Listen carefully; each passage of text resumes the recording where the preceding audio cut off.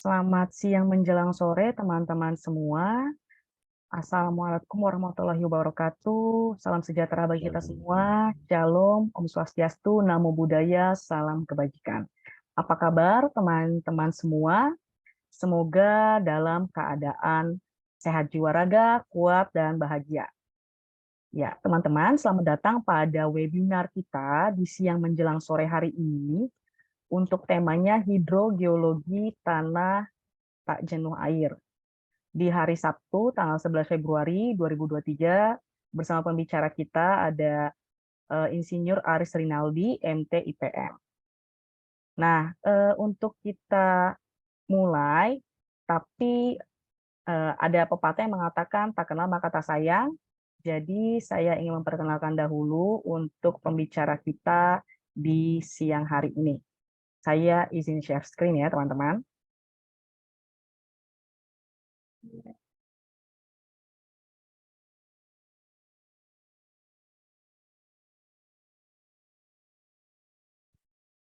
Ya, pembicara kita di sore hari ini untuk tema hidrogeologi tanah tak jenuh air itu ada Kak Aris Rinaldi. Beliau lulusan dari ITB untuk program S1-nya, kemudian juga S2-nya dari ITB, dan juga telah mengikuti summer school di Ruhr Universität Bochum Groundwater Engineering, itu di Jerman. Kemudian beliau juga merupakan insinyur profesional madya di tahun 2020. Nah, yang tidak kalah pentingnya itu adalah Kak Aris ini sudah banyak sekali publikasinya, teman-teman. Yang pertama dari tahun 2016 itu di Jerman, kemudian juga di tahun 2017 itu meraih National Best Paper Presenter, dan juga di tahun 2018 itu diindeks oleh Scopus, dan juga tahun 2019 bahkan sampai tahun 2022 itu beliau mempublikasi di Prancis. Kemudian yang tidak kalah kerennya lagi nih dari pembicara kita di hari ini, beliau ini sering sekali untuk berbagi pengalaman dan juga pengetahuannya dan juga ilmunya, sharing knowledge, itu bersama dengan Bappenas World Bank, kemudian juga bersama Institut Teknologi Sumatera, dan bahkan di tahun 2022 di bulan Juni, beliau melakukan International Commission itu di Marseille, Prancis. Dan selain itu juga, Kak Aris ini sudah banyak sekali publikasi dan juga seminar. Dan yang tidak kalah pentingnya, beliau juga punya sebuah karya, yaitu buku di tahun 2022, di bulan November, bahkan juga ada buku yang diterbitkan di Skopindo Media Pustaka terkait dengan hidrogeologi bendungan limbah tambang. Nah, teman-teman, oleh karena itu, kita hari ini dapat kesempatan nih untuk bisa ikut webinar bersama Kak Aris Rinaldi sebagai pembicara. Itu adalah sebuah kesempatan yang berharga, kesempatan yang tidak boleh dilewatkan. Oleh karena itu, nanti teman-teman, acara kita akan dimulai untuk pemaparan dari jam 3:06, kemudian berlangsung sampai jam 4 sore, dan dari jam 4 sore sampai jam 4:30 akan ada sesi Q&A, dan juga dari jam 4:30 sampai 4:35 akan ada penutup dan sesi foto bersama.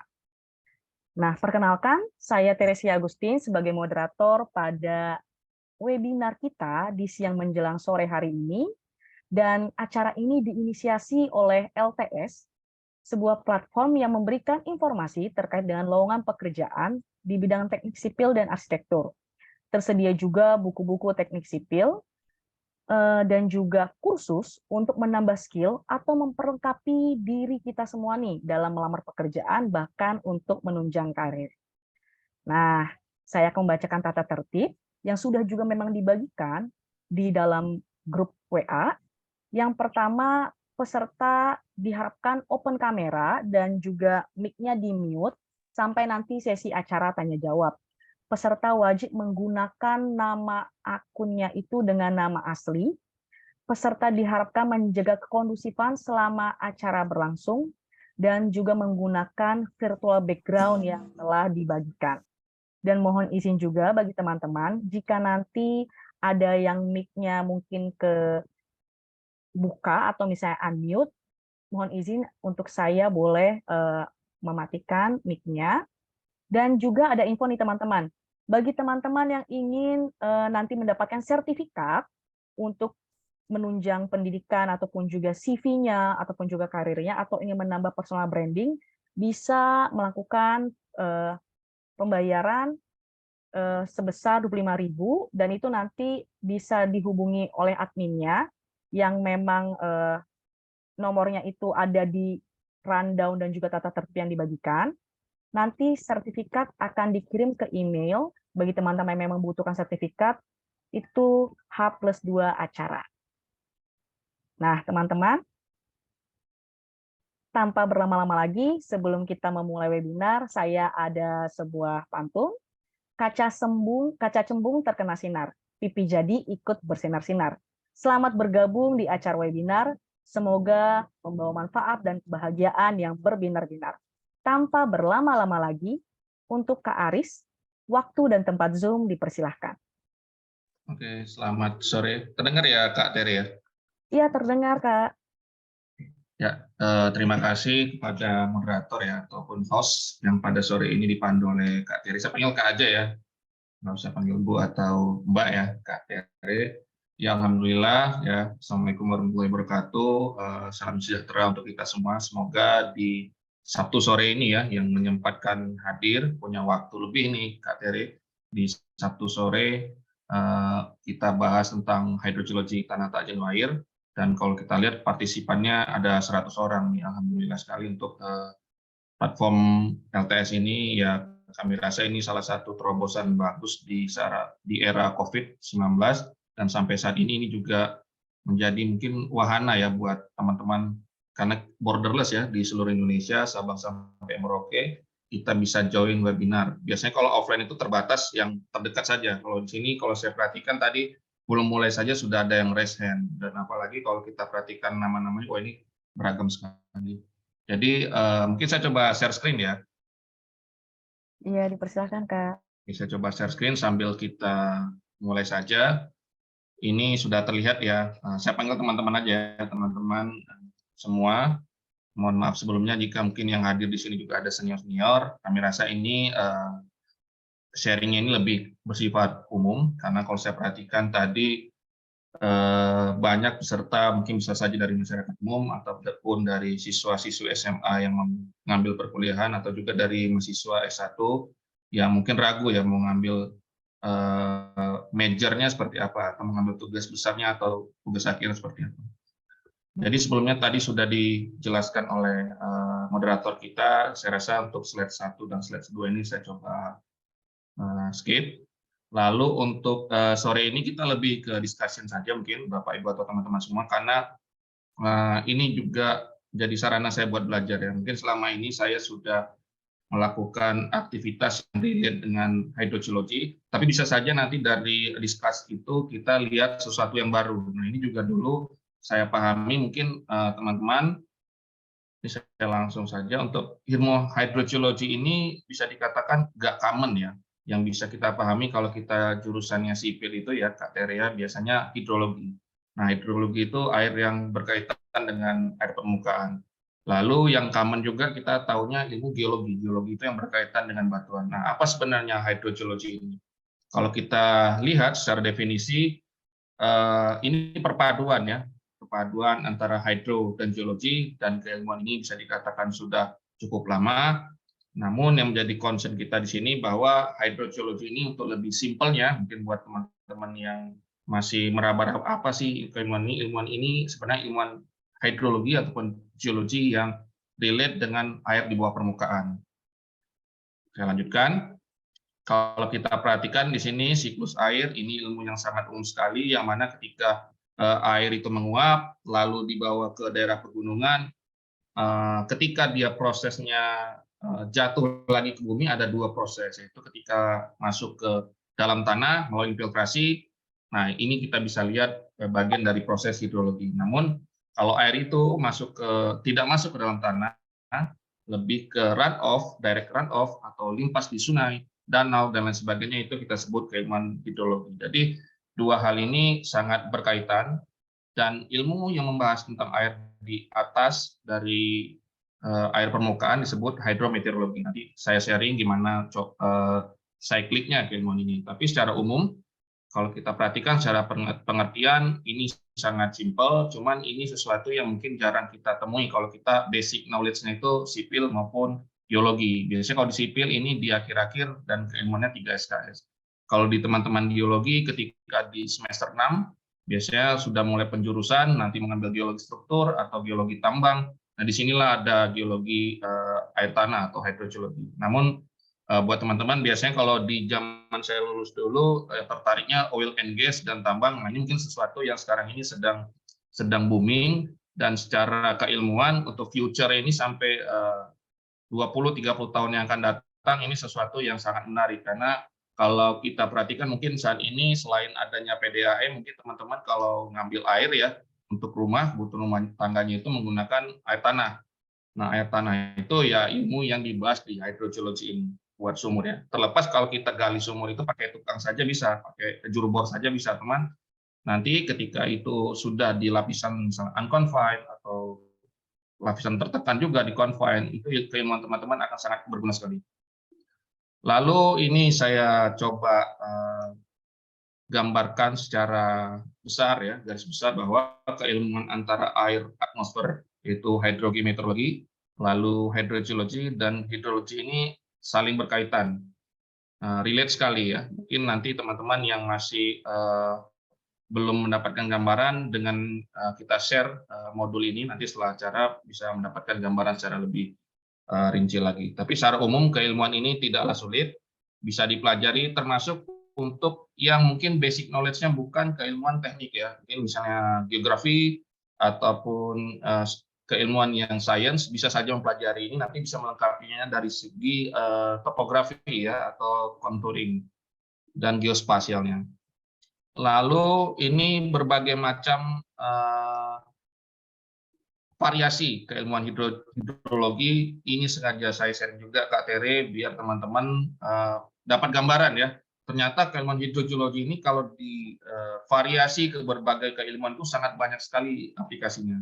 Karena selama ini kita tahunya, oh air tanah tinggal sumur bor ya, sumur bor gali panggil tukang selesai. Ternyata tidak seperti itu. Bahkan di industri migas, terakhir saya di industri migas di tahun 2013 sampai 2015, ada namanya air tanah dalam. Biasanya itu kita untuk mencari hidrodemik untuk jebakan migas ya. Dan ini variasinya saya sharing, kurang lebih ada 9, nanti teman-teman juga bisa baca atau bahas. Nanti ada pertanyaan silakan saja, secara umum saya buat dalam mind map ataupun poin-poin, biar ketika melihat, oh apa sih relate-nya antara hidrogeologi dengan tambang, oh ternyata bisa di stabilan lereng atau di dewatering. Lalu apa sih relate-nya dengan panas bumi, oh ini berkaitan dengan mata air panas maupun mata air dingin. Di bidang pertanian juga relate, tadi sudah saya sebutkan sebelumnya bahwa ini tidak hanya teknikal, di bidang geografi dan juga pertanian. Kalau pertanian ini ampuhnya ketika nanti teman-teman atau Bapak Ibu ketika menentukan air yang dibutuhkan oleh akar, bisa sangat efektif sekali. Karena selama ini kalau kita lihat untuk kebutuhan pertanaman itu kita menggenanginya mungkin full ya, tapi sebenarnya kita harus mengetahui sebenarnya kebutuhan air akar itu seperti apa. Jadi dengan adanya keilmuan hidrogeologi ini kita mungkin lebih spesifik ya, atau keilmuan soil science bisa lebih spesifik. Ternyata airnya itu nggak butuh direndam selama setahun penuh, ternyata hanya dalam 3 bulan saja, seperti itu. Saya coba lanjutkan, lalu kita lanjut ke sesi diskusinya. Nah ini yang menurut saya yang sangat menarik sekali. Semoga apa yang saya sharing sore kali ini, dan teman-teman juga sudah meluangkan ilmunya, bisa menjadi cakrawala baru ya, bahwa memang nah, ini kalau kita perhatikan di bawah tanah itu, kalau secara perlapisan umumnya, kalau di keilmuan hydrogeology itu ada 2 hal ya. ada saturated zone, yaitu kita bisa bordernya itu di muka air tanah, lalu ada unsaturated zone atau fade zone. Lalu pertemuan antara air tanah tak jenuh atau tanah tak jenuh air atau fade zone atau unsaturated zone dengan zona saturated disebut capillary fringe. Nah, di zona capillary fringe ini nilai saturatednya itu di atas 90%, jadi masih ada komponen udara. Lalu ketika teman-teman bertanya, apa sih sebenarnya hidrogeologi tanah tak jenuh air ini? Nah, kalau kita lihat secara prinsipil, zona tanah tak jenuh air ini berada di atas zona saturated ya. Berarti kalau di atas zona saturated itu masih ada komponen udaranya. Sementara kalau kita di zona saturated itu komponennya tanah dan full water, muka air tanah. Tetapi kalau kita di atas muka air tanah, kita ada zona yang terdiri atas 3 ya, tanah, air, dan udara. Lalu jika kita sudah mulai mendekati lagi dengan permukaan tanah, itu yang disebut dengan root zone. Root zone ini mungkin komponen udaranya lebih besar daripada komponen airnya. Semakin bawah, tingkat saturasi atau water content-nya itu semakin besar kembali. Lalu apa yang membedakan antara keilmuan ini dengan hidrologi? Seperti kita tahu bersama, kalau kita hidrologi itu aspeknya itu air permukaan ya. Air permukaan itu biasanya kecepatannya disebut dengan satuan meter per second ya atau sentimeter per second.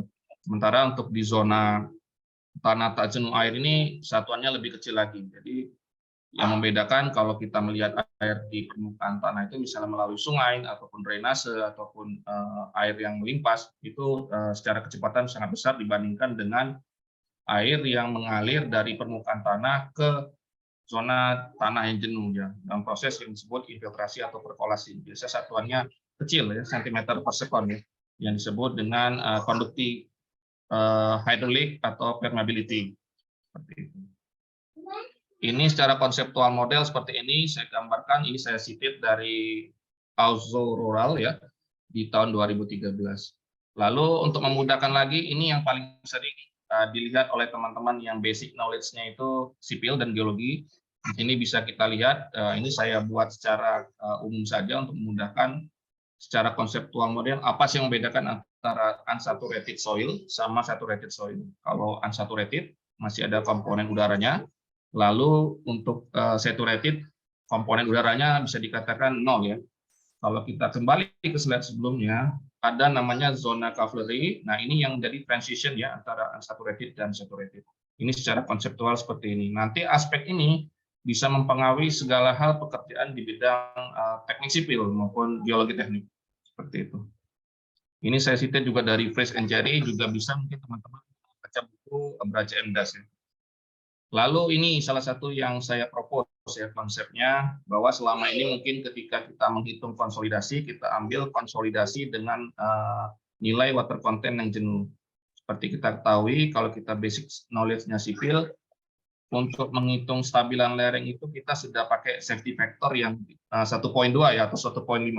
Lalu dengan pembebanan yang full air, tentunya itu jadi 2 kali dari segi cost ya Mbak Tere ya, jadi lebih mahal ya. Tapi memang kalau sejauh ini yang saya pelajari memang belum bisa diterapkan di lapangan secara full, karena memang selain sudah ada safety factor untuk menentukan nilai saturated dan unsaturated ini memang tipis ya, hanya bisa dilakukan di lab, tapi ketika pekerjaan di lapangan tentunya butuh peran dari kontraktor atau pelaksana fisik di lapangan. Tapi sebenarnya kalau kita modeling di software ataupun di perhitungan kita dengan kita menggunakan nilai unsaturated tentu sangat berbeda sekali, sehingga beban yang digunakan itu tidak full jenuh ya. Selama ini kalau kita running tentunya kita gunakan nilai gamma saturated, gamma jenuh, sehingga nilainya sudah besar, lalu FK-nya besar, jadi double. Jadi memang itu hal yang lumrah sebenarnya.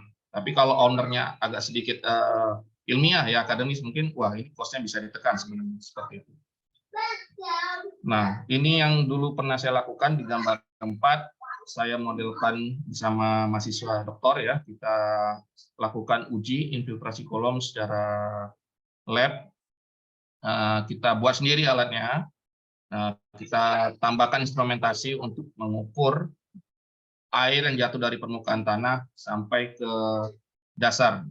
Kalau ini masih artifisial ya. Kalau kita lihat di sebelah kanan juga dilakukan ketika saya summer school di Jerman. Kalau di sana alatnya sudah relatif kompleks. Kalau di sini kita di Indonesia kita bikin sendiri Kak Tere. Memang butuh effort. Kalau di sana sudah tersedia tabung-tabungnya ya seperti tabung akuarium, tinggal kita modeling saja sandy atau clay atau loam ataupun jenis tanah apapun itu, tinggal kita modeling. Untuk sensornya mereka sudah provide. Kalau di sini kita beli sensornya terpisah, jadi kita rangkai sendiri dengan bantuan teman-teman fisika teknik. Jadi apa yang sudah ada di tanah ini nanti kita lihat lagi di slide selanjutnya.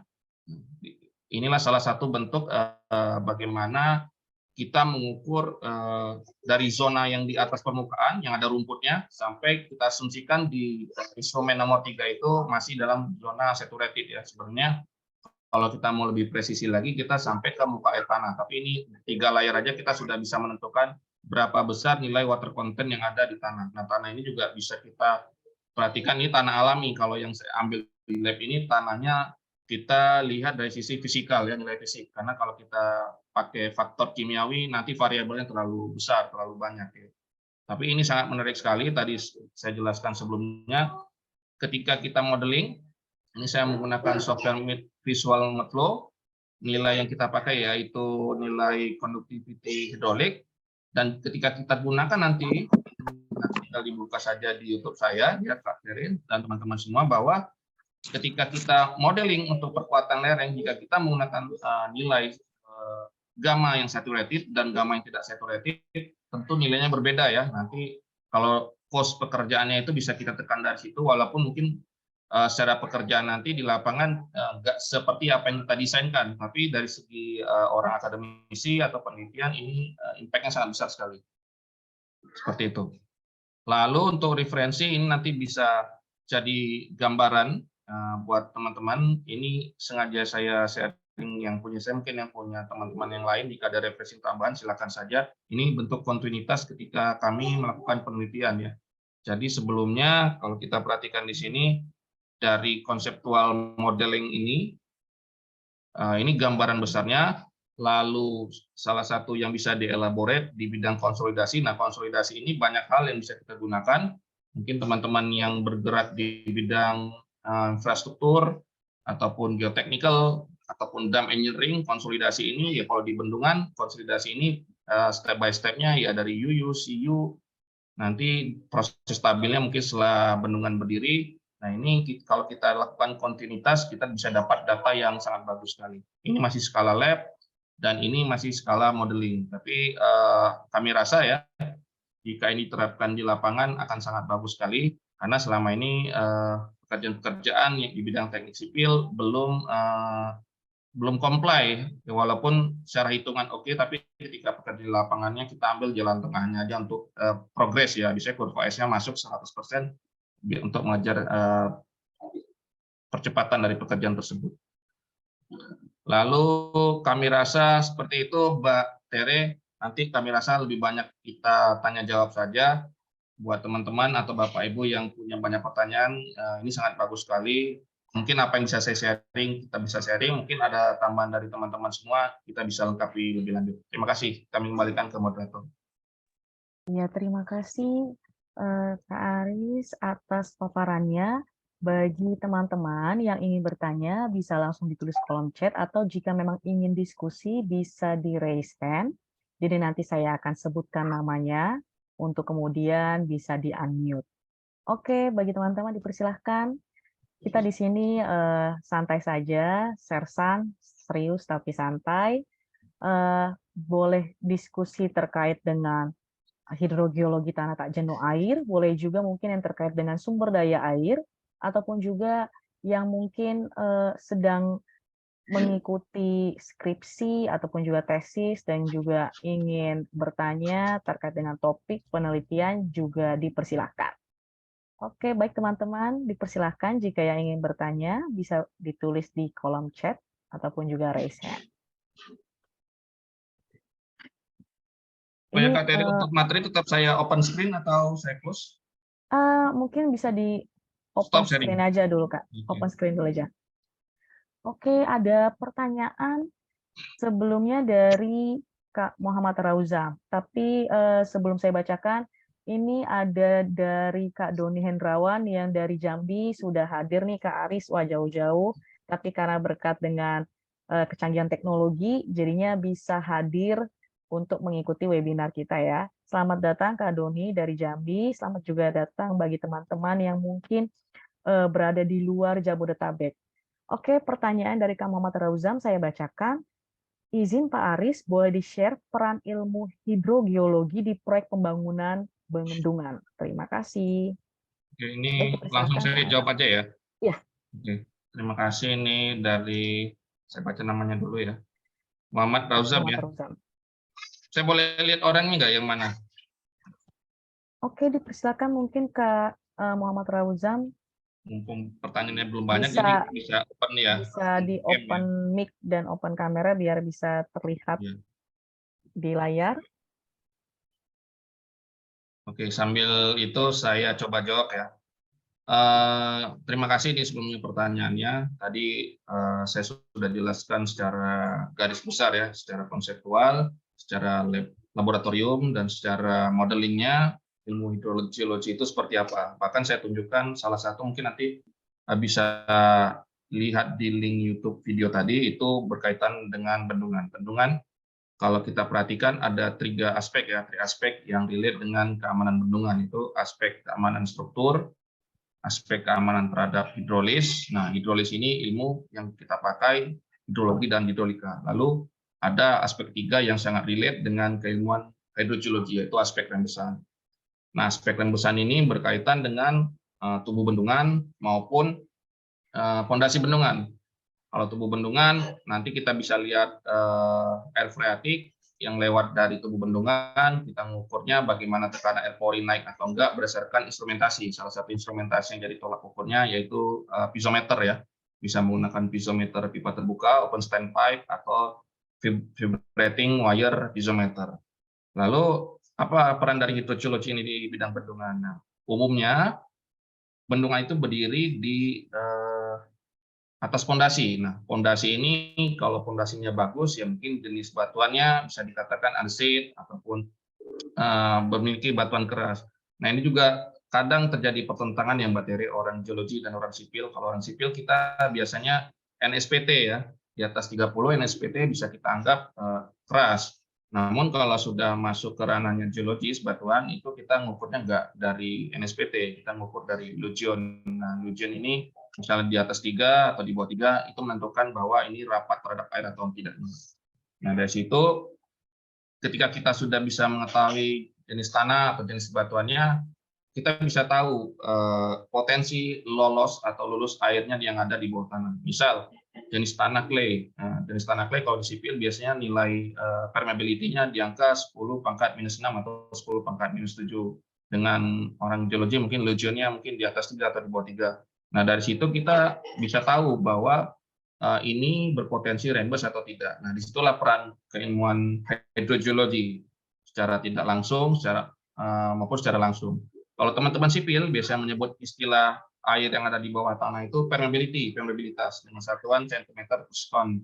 Kalau teman-teman hidrogeologi menyebutnya dengan istilah hydraulic conductivity atau konduktivitas hidrolik. Satuannya sama, cuman penamaan yang berbeda, mungkin secara definition agak sedikit berbeda, tapi secara nilai satuan di akhirnya, kalau kita bawa motor kan satuannya sama tuh, meter kilometer per hour. Nah, secara satuan sama, tapi secara pengucapan teman-teman sipil lebih senang menyebutnya dengan istilah permeability.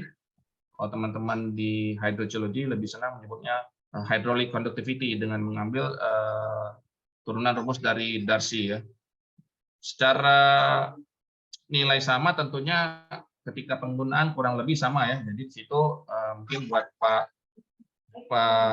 atau Mas atau Bang Rauzam ini ya, saya kurang tahu daerah dari mana. Tadi kalau open mic saya bisa sapa bahwa dengan mengetahui nilai tersebut, itulah yang peran mungkin secara langsung dari keilmuan hidrogeologi. Jadi kita bisa menentukan apakah dari segi fondasi ini berpotensi lolos air atau tidaknya, yang berpengaruh terhadap aspek salah satu aspek dari 3 pilar dari konsepsi keamanan bendungan, yaitu aspek terhadap rembesan.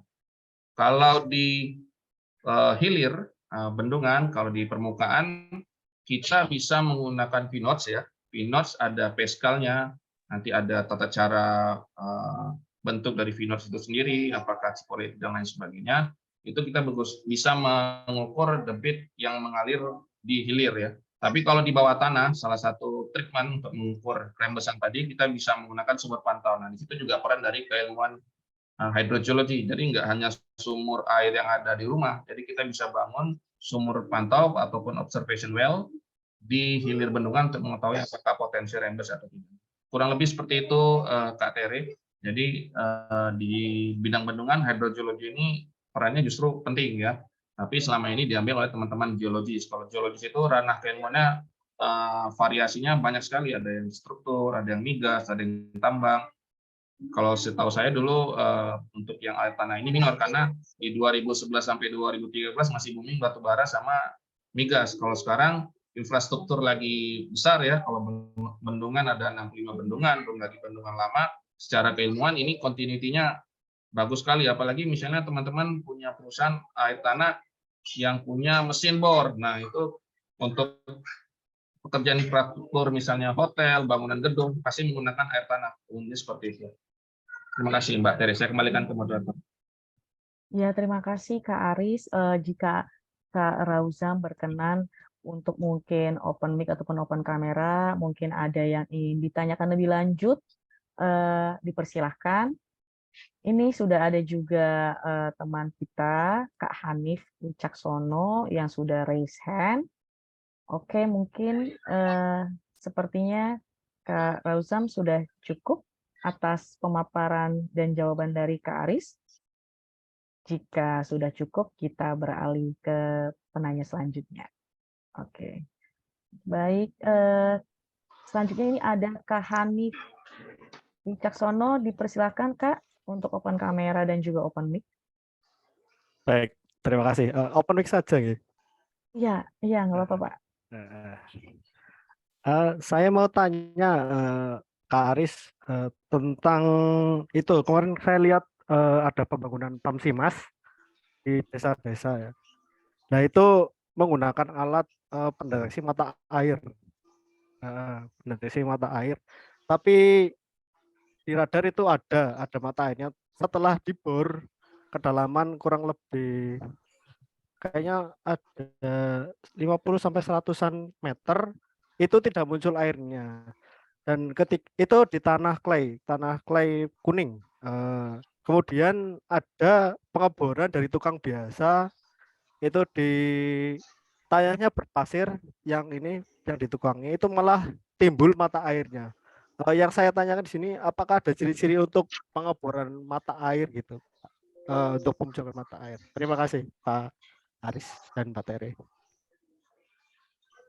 Ini saya jawab langsung atau Iya, dipersilakan Kak.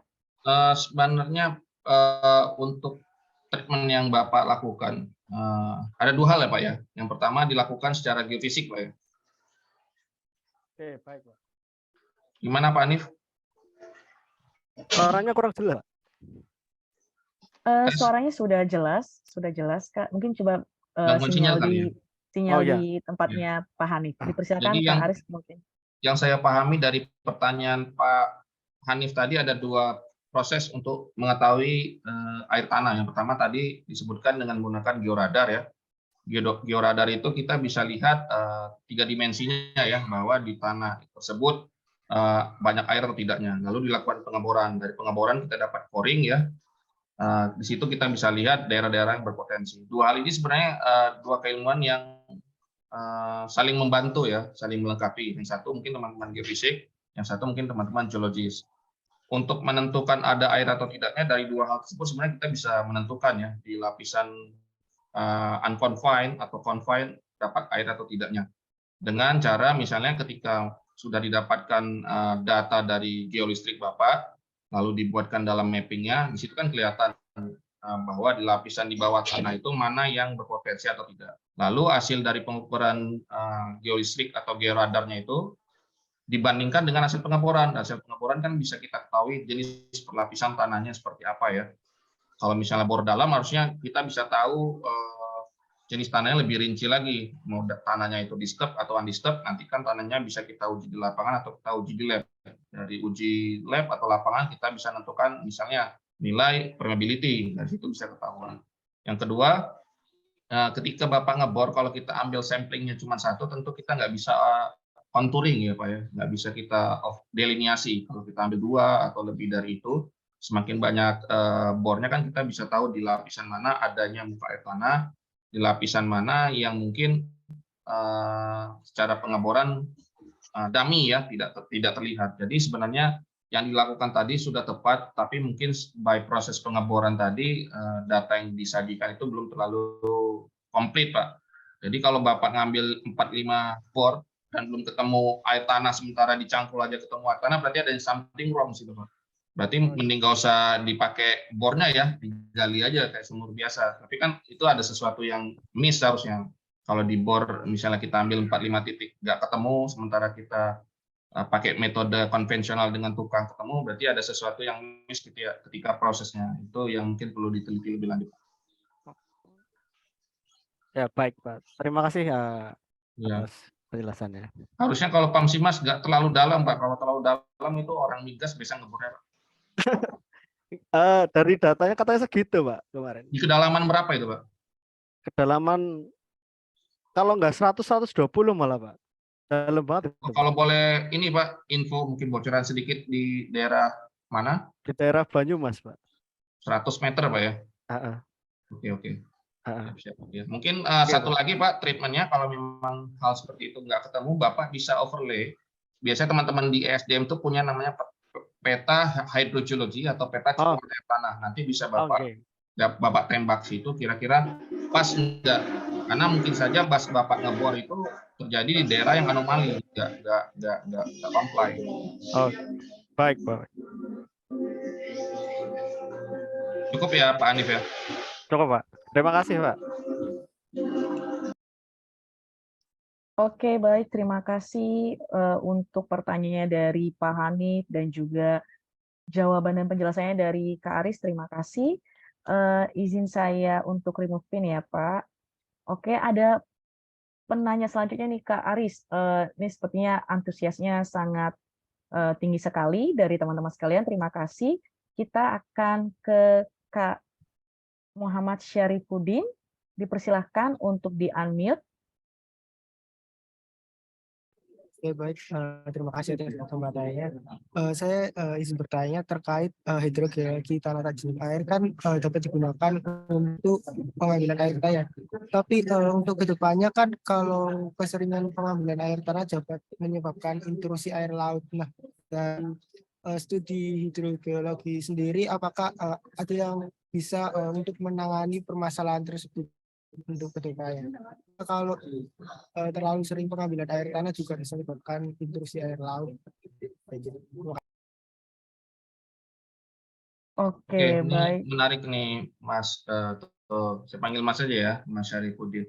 Kalau yang saya pahami dengan kita belajar ini kita jadi lebih tahu ternyata selama ini pengambilan air tanah itu berisiko ya Kak Teri ya. Karena selama ini mungkin setahu saya untuk program magisternya air tanah yang ada di ITB itu di 2007. Berarti sebelum 2007 keilmuannya pure geologi ya.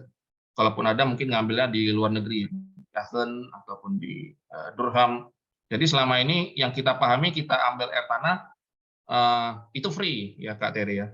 Tapi kenyataannya kalau kita mungkin pernah dengar ya, kita baca media ataupun koran online atau sosmed dan lain sebagainya di Jakarta itu bahwa terjadi penurunan muka air tanah ya, penurunan. Ya ada istilah lainnya lam subsidence. Nah memang sesuai apa yang saya teliti tadi dari skala lab kita bisa lihat ya dari skala lab bahwa ketika udara itu hilang dari tanah untuk mengisinya kembali nggak kayak kita ngisi spring bed angin ya. Kalau spring bed angin kita buka, kempes, kita masukin angin, balik lagi ke awal. Nah, kalau tanah itu, kalau sudah kita sedot air tanahnya, untuk mengisinya kembali itu it's not possible ya. Kalau saya katakan it's not possible, walaupun kenyataannya kalau proses infiltrasi itu bisa masuk ke tanah, tapi untuk mengisinya kembali itu butuh waktu mungkin tidak hanya 100, bisa jadi 1000 tahun atau ratusan ribu tahun. Nah, itu yang mungkin dulu terjadi di Kota Bandung. Dulu di Kota Bandung ada namanya air artesis ya di daerah Bandung Selatan. Jadi airnya itu muncrat Kak Tere. Tapi sekarang ini mungkin dengan semakin crowded-nya populasi dan air tanahnya disedot terus terbatas, yaitu sesuatu sumber kalau dulu dibilang terbarukan sebenarnya enggak juga, karena untuk mengisinya kembali ya seperti saya katakan tadi, it's not possible untuk mengisi dengan satuan sentimeter per sekon kita isi lagi ke daerah imbuhannya butuh waktu yang tidak sebentar gitu. Makanya butuh kalau salah satu diferensiasinya kita bangun bendungan, waduk, gunanya salah satunya kita treatment air yang ada dari hujan masuk ke tampungan, itulah yang bisa digunakan. Tapi kalau kita terus-menerus menggunakan air tanah, apalagi scale-nya scale besar ya, industri ataupun untuk walaupun sudah ada izinnya, itu sangat sulit sekali mengisinya. Apalagi selama ini pengetahuan saya inventarisasi ada, tapi misalnya tumbuh klaster perumahan baru, tentu kalau nggak masuk PDAM ya Kak Teri, pasti menggunakan air bor ya. Nah itu diambil secara continuity selama 30 tahun, tentu kalau istilahnya kita nyuci piring itu sponsnya itu ketika kita remas kering sulit untuk mengisinya kembali ya. Kalau spons itu bisa kembali, kalau tanah itu kalau sudah terkonsolidate untuk kembali ke awal itu not possible, sangat sulit. Mungkin butuh ilmu yang lebih dalam lagi. Memang treatmentnya lebih bagus mencegah ya, tapi keilmuan ini solusinya tadi Mas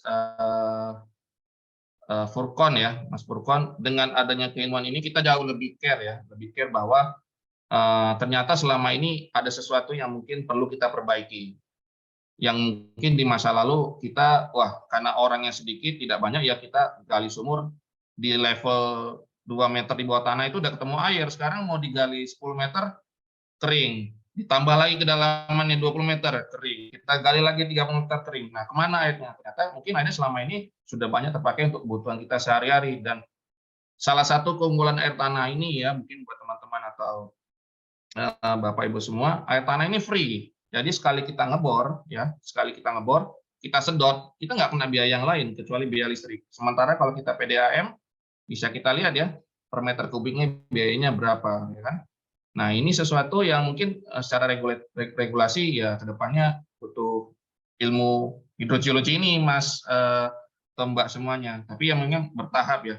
Kita nggak bisa menyalahkan siapapun di sini karena memang itu sesuatu yang berkah. Tapi berkahnya ini kalau kita tidak kita jaga, ya mungkin di beberapa daerah bisa kita lihat sudah terjadi penurunan tanah atau mungkin dulunya sumurnya bagus harus didalamin lagi ataupun tercemar dan lain sebagainya. Jadi menurut saya pribadi dengan adanya keilmuan hidrogeologi ataupun hidrogeologi tanah tak jenuh airnya kita jauh lebih care ya, jauh lebih care dan harapannya mungkin ke depannya kita bisa hidup di kehidupan yang jauh lebih baik daripada apa yang mungkin kita lalui sekarang ini gitu. Ya mungkin buat anak cucu kita seperti itu. Dan kontinuitasnya menurut saya Kak Tere sampai ke depannya ya kalau orang masih makan pasti butuh air ya, pasti butuh minum. Nah, pasti dipakai lah ya Mbak atau Masnya. Apalagi air tercemar sekarang di permukaan banyak mungkin E. coli atau sudah banyak terganggu ya alternatifnya air tanah karena sangat cheap ya, sangat mudah sekali ngebor, Bapak Ibu tinggal sedot dan itu yang mantau ya UNOS ya. Kalau buat pribadi mungkin kita bisa tolerir ya karena pemakaiannya tidak terlalu besar. Tapi kalau buat industri atau komersil, wah kita nggak bisa tahu. Ya, walaupun sudah ada ininya ya alat ukur dan ini. Kami rasa seperti itu Kak.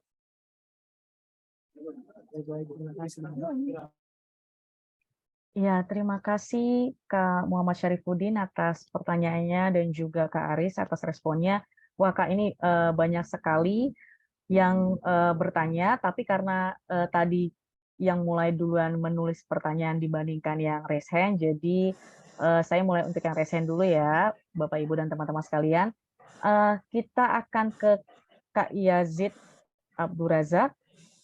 Saya izin untuk pin.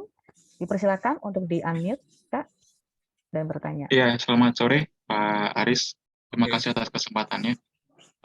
Mohon izin, ini saya ada 3 pertanyaan, boleh ya? Oke, yang pertama ini terkait dengan tadi capillary zone ya. Itu sebenarnya perbedaannya, batasnya itu seperti apa gitu? Apakah ada properti tertentu yang menentukan, oh ini berarti zona kapilaritas gitu, Pak.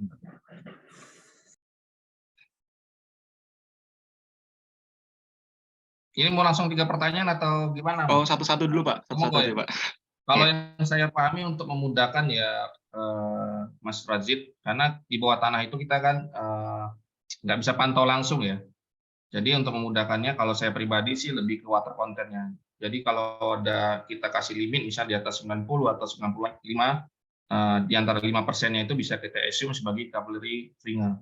Kalau kita pakai artificial, itu bisa kelihatan. Tapi kalau kita ngambil sampling kayak tadi, saya kasih case salah satu mahasiswa S3 yang ngambil case langsung di lapangan, kalau dia nggak pakai test pit, akan sulit sekali kita membedakan zona capillary sama tidaknya. Jadi untuk memudahkan, untuk mengunci lah istilahnya ya, sebagai boundary-nya, itu kalau saya pribadi kita ambil di water content atau saturated-nya di atas 90 atau 95%, nah kuncinya itu di sekitar situ. Tapi kalau mau lebih presisi lagi, memang ini kalau kita lihat ya, 99 sama 100 itu 1%-nya itu bisa dikatakan ya 99 itu masih unsaturated, cuman galatnya itu untuk mengetahui kita di kondisi di lapangan kan agak nggak possible. Kalau di lab masih bisa kita lihat tadi pakai artificial ya, akrilik ya. Jadi untuk saya memudahkannya itu kita kasih boundary, misalnya di atas 95%, itu sudah masuk ke daerah capillary, dari 100% itulah saturated, seperti itu.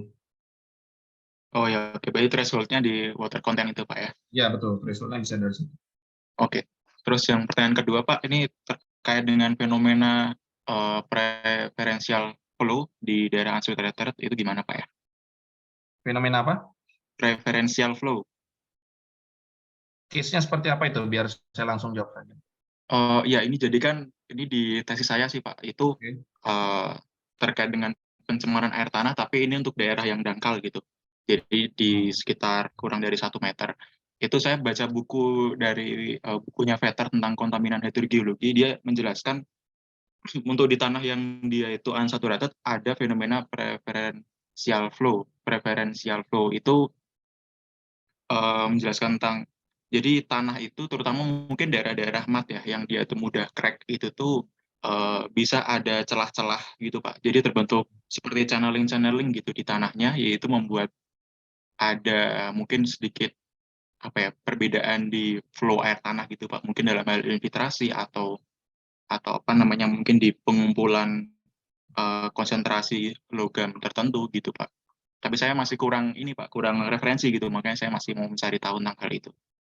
Oke, ini kita sama-sama diskusi, ini bagus sekali, menarik ya. Jadi memang apa yang pernah saya pelajari selama ini, kalau di bawah 1 meter itu kan masih case-nya itu root zone ya, Mas ya, masih faktor air permukaannya masih tinggi. Semakin dalam, semakin besar pengaruh dari apakah itu dia masuk ke saturated atau unsaturated. Nah, yang menjadi constraint kita di sini, apakah di 1 meter tersebut sudah muncul MAT-nya atau belum ya.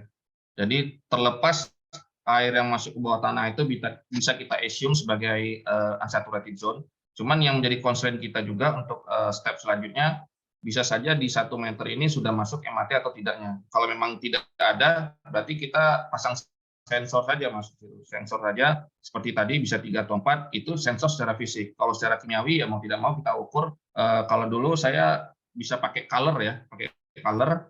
Misalnya di hulunya kita kasih warna, apa muncul di hilir atau enggak, di situ kita bisa tahu kecepatan dari si warna itu sendiri. Tapi kalau memang secara fisik, yang tadi sensor water content itu sudah comply. Tapi yang jadi constraint-nya, mau diukur di bawah tanah itu muka air tanahnya. Karena kalau muka air tanah dalam, ya selapis besar tadi bisa dikatakan unsaturated. Tapi kalau di bawah tanah, di setengah meter atasnya itu sudah ketemu muka air tanah, setengah meternya itu yang bisa kita ukur. Nah, itu jarak dari saturated ke capillary-nya tentu semakin tipis lagi ya, Mas. Kalau kita case ke pertanyaan nomor 1. Jadi memang kita pasang sensor, kalau menurut saya, kalau mau membuktikan itu, sensor fisik maupun kimiawi. Jadi kita bisa treatment statement yang tadi. Clear, Mas Yazid? Iya, oke, Pak. Kalau sensornya, kalau pengalaman saya dulu, ya kita beli terpisah ya, Kang Yazid ya. Beli sepisah, entah itu sensor suhu atau sensor kelembapan. Jadi tinggal kita tembak saja ke tanahnya. Nah, itu yang mungkin yang paling simpel. Tapi kalau mau yang lebih rumit lagi, lebih presisi lagi ya bisa via laboratorium. Menurut saya mengesampingkan faktor kimiawi tanah tadi ya, karena tanah itu kan ada sifat fisik, ada sifat kimiawi. Jadi kalau sudah masuk ke lab, ya saya perbandingannya lebih ke gradasi tanah ya. Gradasi tanah berarti tinggal di cluster aja, kalau misalnya bongkarnya besar di cluster, nanti gitu kita bagi klasifikasinya berdasarkan butirena saja. Tapi kalau bisa ngambil seperti yang disertasi tadi, ngambil di alam, itu variasinya unik, karena yang disampaikan Mas tadi, misalnya di tanah rawa, sama di tanah clay biasa, sama di tanah pasiran, itu pasti berbeda. Tapi itu variabelnya terlalu banyak ya, ada variabel kimia, ada variabel fisik. Nah, itu yang perlu kita jadikan boundary. Kalaupun kita modeling secara software, itu sangat terbatas sekali. Ya, paling kita masukinnya ya water content sama gamanya. Tapi sifat kimiawi tanahnya akan sangat terbatas. Pengalaman saya seperti itu. Ya, Jadi, oke. Terima kasih Mas Aris. perlu ada boundary ya. Yang paling penting perlu ada boundary. Oke, baik. Ini masuk ke pertanyaan yang ketiga.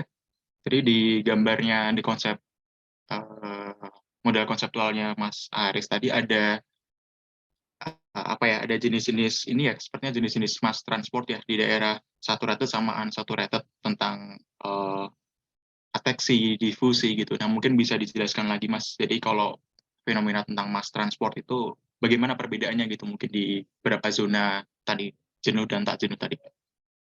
Oke, ya itu memang spesifik ya, dari mass transport ataupun kimiawi transport biasanya ada turunannya ya, turunan fluxnya ya, Mas Yazid. Cuman secara umum yang saya sampaikan tadi bahwa ketika kita melihat persamaan, misalnya dasi ataupun dan lain sebagainya, tentu ada turunannya. Turunannya itu kita sesuaikan dengan kebutuhan kita. Misal dari zona unsaturated ke zona saturated pasti ada perubahan aliran ya.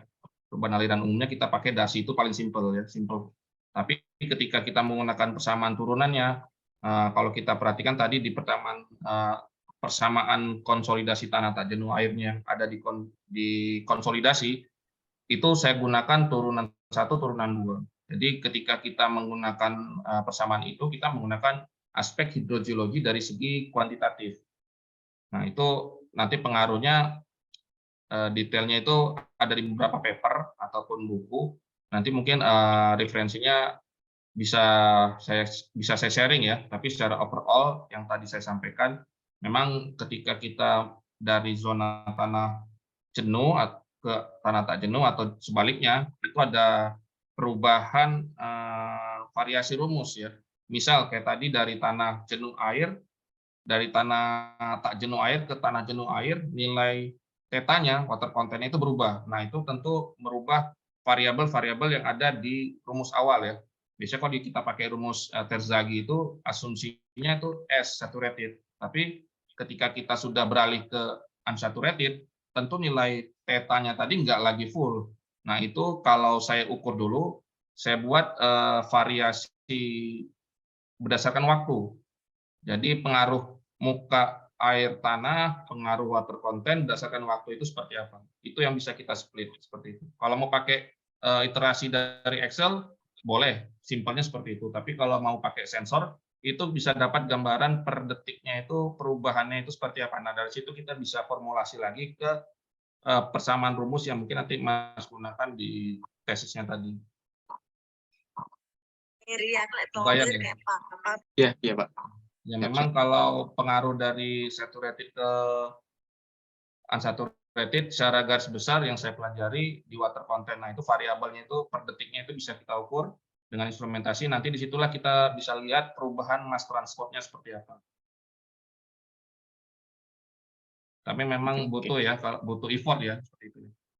Karena untuk aliran-aliran di bawah tanah itu hitungannya detik, nggak kayak di air permukaan ya, seperti itu.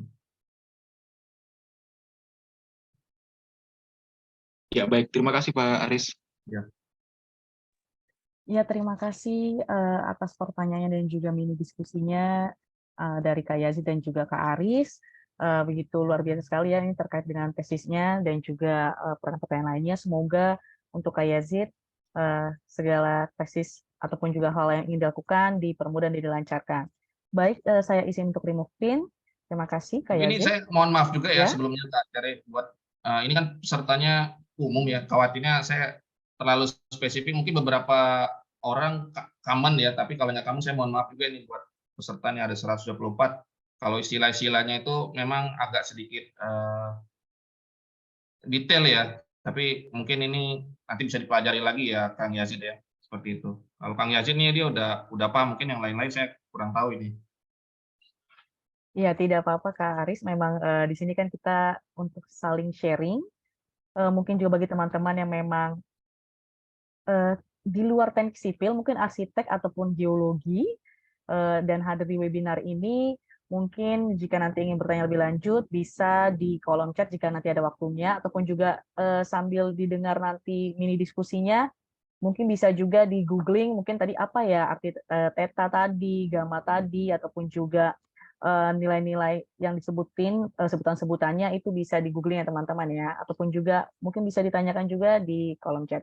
Oke, karena tadi sebelum Kak Keanu O. Anwar dan juga Pak Parwijanto sudah ada yang menulis pertanyaan, jadi saya bacakan dulu ya teman-teman. Untuk pertanyaan dari Kak Anas Haikal Hira, izin bertanya, apakah saat pekerjaan sipil di pemasangan pasak bumi untuk proyek pembangunan basement gedung, itu akan mempengaruhi kualitas air di sekitar lingkungan? Apakah bisa diukur dampak kualitas air dari pembangunan karena proses pemasangan pasak bumi tersebut? Dipersilakan Kak Aris. Ini pertanyaan rumit-rumit juga ya Mbak Terry, karena pemasangan pasak bumi itu kan fisik, sementara kualitas air itu apa ya, kimiawi ya setahu saya ya. Yang paling simpel menurut saya berdasarkan apa yang saya ketahui ini, nanti mungkin bisa dilengkapi oleh senior-senior yang hadir di sini. Kalau kita pasang pancang ataupun kita buat basement, tentu biasanya ada proses-proses yang berkaitan dengan hydrogeology, misalnya dewatering ya. Dewatering itu kita keluarkan airnya agar ketika kita melakukan pekerjaan itu dalam kondisi yang relatif kering dan mungkin konsolidasinya bisa berjalan dengan baik ya. Jadi kalau misalnya pemasangan pasak bumi mempengaruhi kualitas air tanah dari segi kimiawi, mungkin ketika dia mancang atau masukkan sesuatu itu ke dalam tanah, membuka lapisan-lapisan yang selama ini ada faktor kimiawinya. Secara umum saya bisa jawab itu Mbak Tere atau Kak Tere, karena setahu saya untuk proses fisik berpengaruh ke kimiawi agak dua hal yang berbeda ya. Karena kimiawi itu dipengaruhi oleh faktor-faktor kimiawi juga, misalnya kualitas air, misalnya E. coli yang ada di permukaan air sungai, yaitu karena mungkin banyaknya feses. Nah itu dipengaruhi oleh kualitas mungkin ketika manusianya membuang kotoran atau toiletnya itu langsung ke sungai. Nah itu bisa kita trace ya. Sementara ini kita pasang pasak bumi mempengaruhi kualitas air. Saya masih agak bias pengaruhnya di bagian mana. Mungkin ya kalau pendapat saya pribadi, bisa saja ketika melakukan proses sipil tersebut membuka lapisan yang bisa dikatakan selama ini ya ada faktor kimiawinya sehingga mempengaruhi ke kualitas air. Kalau kualitas air kan kita BO dan DO ya, itu yang paling simpel. Tapi kalau dari segi kayak sulfur ataupun merkuri biasanya dipengaruhi oleh aspek logam dan lain sebagainya. Kalau secara umum saya bisa jawabnya itu Kak Tere, karena saya khawatir di luar expertise saya hasilnya nanti ini ya berbeda ya. Ya baik, terima kasih Kak Aris atas jawabannya. Kak Anas, jika nanti ingin diskusi lebih lanjut, mungkin bisa di-unmute, atau jika memang sudah dirasa cukup, bisa tolong ditulis di kolom chat, ataupun juga dikasih jempolnya. Oke, terima kasih Kak Anas atas pertanyaannya. Kita kembali ke pertanyaan selanjutnya, itu dari Kak sebentar, mohon maaf, dari Kak Fenly Martin Lauli dari Medan. Ini jauh sekali ya, dari ujung barat, walaupun memang bukan di Aceh. Terima kasih Kak Fenly atas pertanyaannya. Izin bertanya, pada tahun lalu saya dan tim pernah melakukan penyelidikan di lokasi perhotelan di daerah Paluta, Sumut, dengan alat geolistrik. Nah, ternyata ketika kami lakukan penyelidikan dengan alat tersebut, ternyata hasilnya tidak ditemukan air tanah Ini yang menjadi kendala bagi pihak hotel karena mereka kesulitan mencari air tanah. Yang mau ditanyakan, mengapa di daerah tersebut tidak ditemukan air tanah? Apa karena air tanahnya diserap oleh tanaman sawit yang berada di sekitar lokasi hotel tersebut, atau memang daerah tersebut tidak terjadi infiltrasi atau penyerapan air tanah? Terima kasih. Ya, terima kasih. Oke, Dipersilakan Kak Aris. Terima kasih ya. Ini pertanyaan bagus sekali nih. Ini juga sharing knowledge buat kita semua. Lokasi hotel dengan air tanah ya. Tapi memang itu dua hal yang berbeda ya. Kayak bisa saja dia bangun tanpa penyelidikan geolistrik terlebih dahulu ya. Jadi hotel jadi dahulu, baru dilakukan penyelidikan geolistrik. Atau geolistrik dahulu, baru dibangun hotel. Ini dua hal yang berbeda. Kalau sudah dibangun hotel dan dia melakukan penyelidikan geolistrik, ya kita nggak bisa state kalau di bawah itu tidak bersesuaian ya dengan faktor-faktor lainnya, karena bisa aja dia bangun tanpa memperhitungkan kondisi yang ada di bawah tanah. Jadi dia yang penting terbangun dulu. Tapi kalau dia penyelidikannya dilakukan geolistrik dahulu, nah ini baru bisa menjadi constraint. Dalam artian ketika tidak ditemukan air tanah, dia bisa lakukan penyelidikan lain, misalnya melakukan dummy hole untuk melakukan pengeboran. Apakah memang di bawah tanah itu ada air atau tidak. Jadi untuk mengetahui di bawah tanah itu ada air atau tidaknya ada berbagai cara ya. Bisa dengan geofisik, dengan georadar yang tadi dilakukan, geolistrik, atau dengan menggunakan skema pengeboran yang dilakukan oleh orang-orang geologi ataupun geoteknik dan hidrogeologi.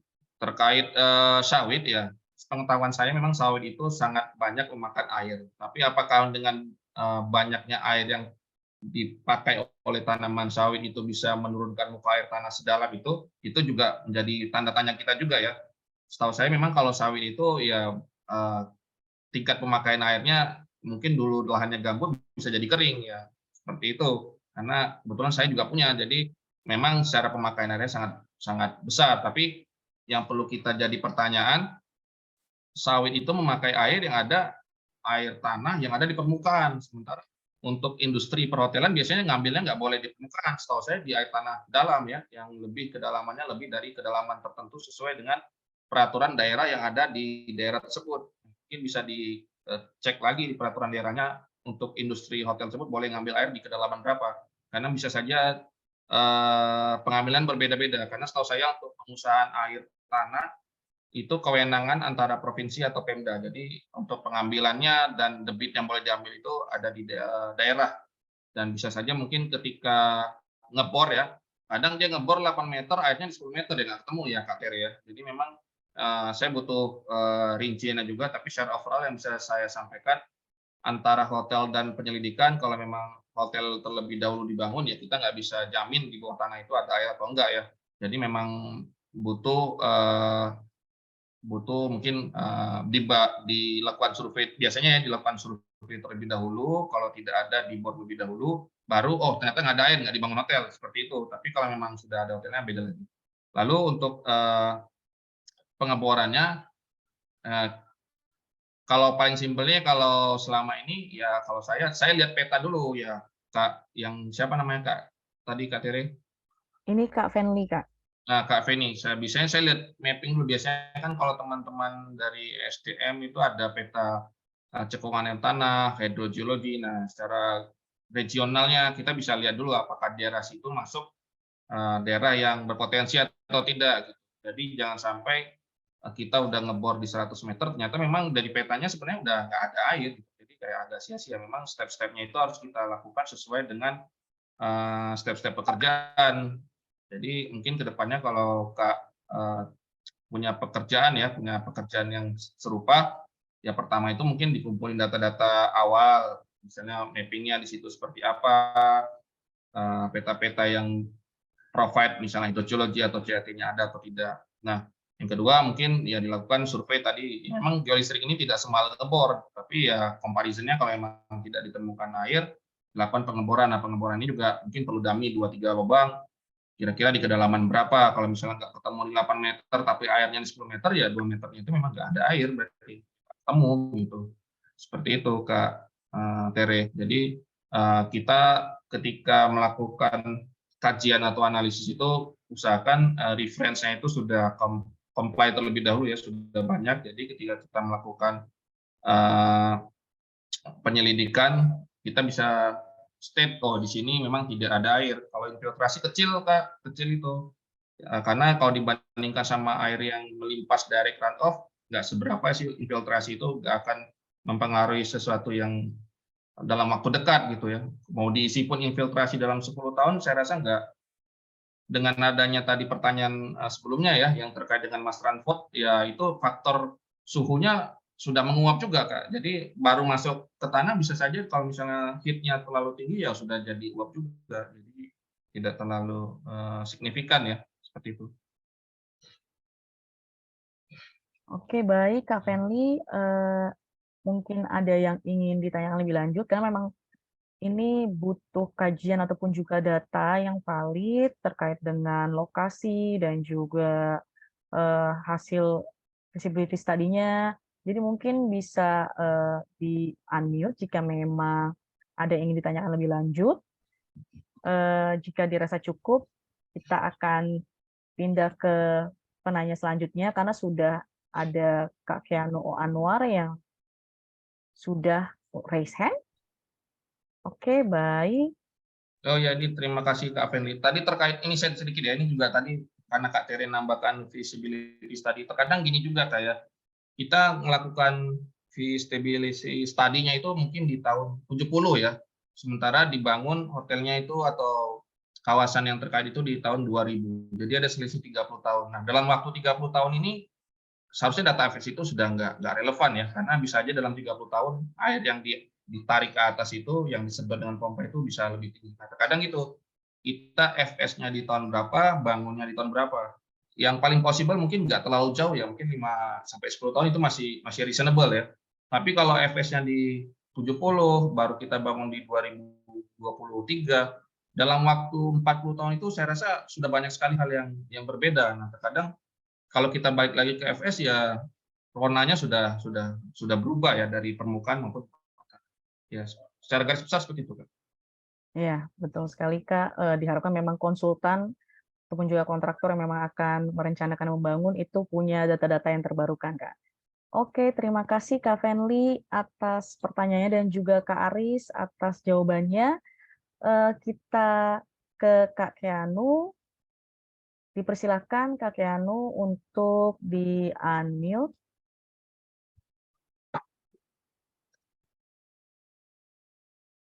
Silakan Kak Keanu O. Anwar untuk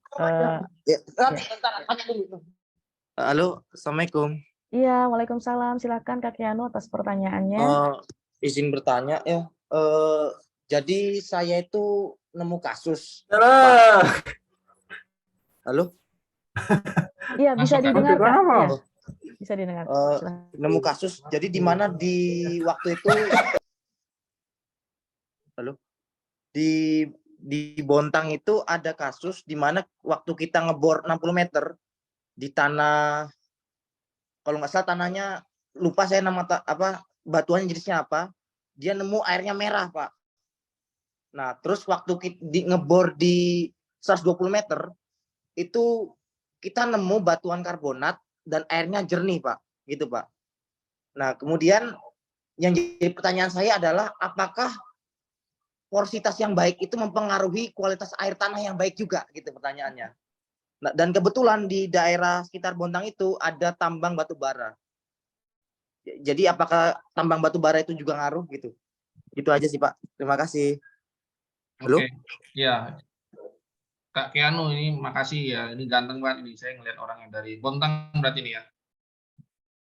Ya, yang sepengetahuan saya memang kalau karbonat ya, CaCO3 atau kapur atau sejenisnya atau pelarutannya itu ya biasanya ada gua-gua ya, karstik, dan di bawahnya itu ada sungai bawah tanah.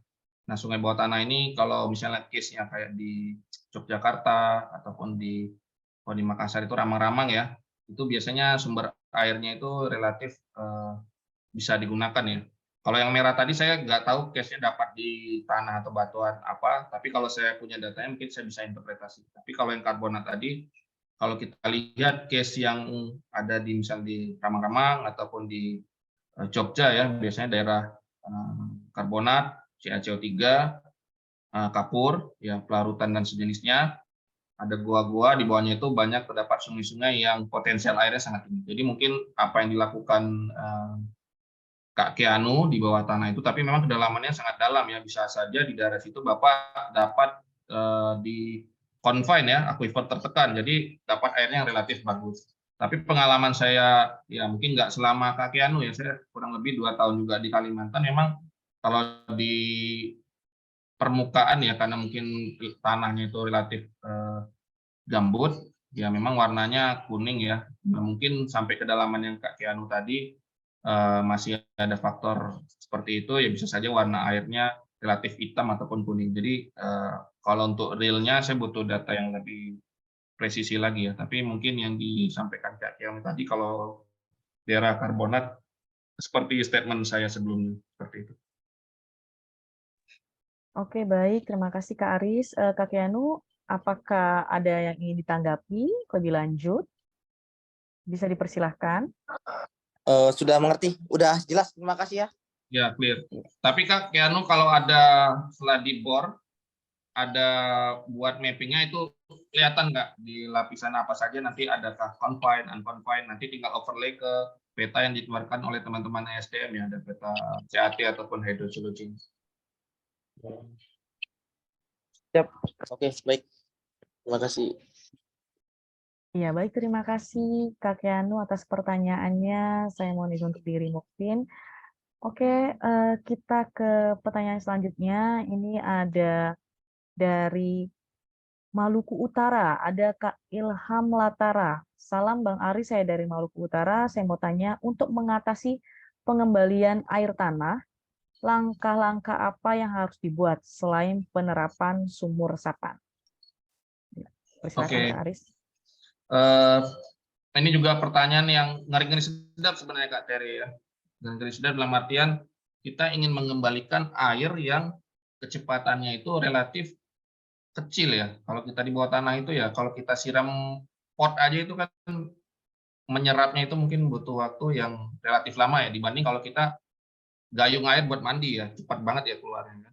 Jadi untuk sumur resapan itu juga kalau kita pakai diameter pipa paralon yang dibolong-bolongi, yaitu minimal membantu ya, istilahnya biopori ya, itu membantu. Tapi kalau kita untuk mengisi sesuatu yang jumlah kita ambil lebih besar daripada kita isi, itu seperti statement saya sebelumnya, not possible.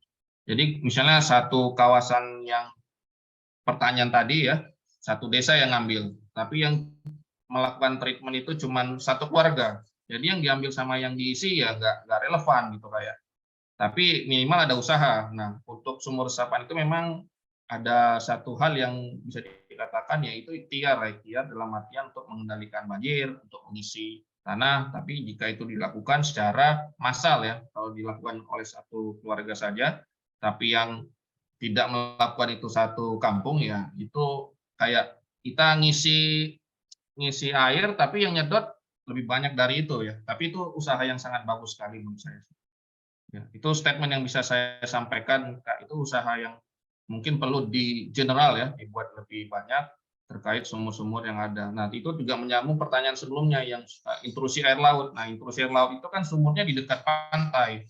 Mau tidak mau ya, kalau sumur di dekat pantai, kalau dia ngebornya nggak pas ya, misalnya dia ngebor dapat di sisipannya air laut atau bocoran air laut, ya sumurnya itu tercemar dengan air laut. Jadi sumurnya nggak rasa air tawar, rasa air laut. Tapi karena kebutuhan mendesak, bisa saja mungkin dilakukan treatment ya, kalau mungkin sama warga-warga lokal ya, airnya di treatment seperti apa, apakah ditampung dulu baru di treatment pulang. Tapi itulah yang bisa dilakukan. Nah, ini juga yang pertanyaan yang telah disampaikan, saya rasa itu bagus ya, tapi perlu kita jadi pertimbangan buat kita semua.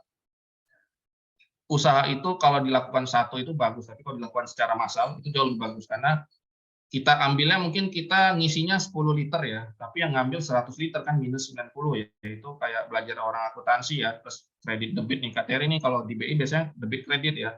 Jadi kayak gitu ya kayak jawaban saya, ini pendapat pribadi saya seperti itu, kalau kita ngisinya 10, yang ngambil 100 ya minus 90 gitu. Dan tanah itu kalau sudah terkompaksi atau sudah terkonsolidasi, itu untuk membuatnya menjadi seperti semula lagi itu kayak nggak mungkin gitu. Misalnya kayak di Jakarta ya, gedung-gedungnya banyak, sudah land subsidence. Terus kalau kita siram tiap hari, apakah kembali lagi ke ketinggian semula? Tidak. Ya itu yang terjadi selama ini. Mungkin muka air lautnya tetap, tapi tanahnya tetap turun. Nah itu yang menyebabkan tingginya semakin besar. Seperti itu sih Kak, itu hal yang simpelnya seperti itu. Iya, terima kasih Kak Aris. Memang sebaiknya untuk mengatasi penurunan muka air tanah itu memang tidak bisa cuma satu orang saja atau satu keluarga saja. Memang dibutuhkan untuk gerakan yang massal dan masif supaya memang hal-hal yang sudah terjadi itu bisa setidaknya diantisipasi untuk anak cucu kita di masa yang akan datang. Tapi ingat teman-teman, seperti yang sudah Kak Aris sampaikan bahwa itu tidak bisa hanya dilakukan oleh 1 atau 2 ataupun juga 10, tidak bisa. Itu harus secara masif. Oke, terima kasih Kak Aris. Terima kasih juga pertanyaannya Kak Ilham Latara. Jika dirasa sudah cukup, kita bisa ke Pak Parwijanto.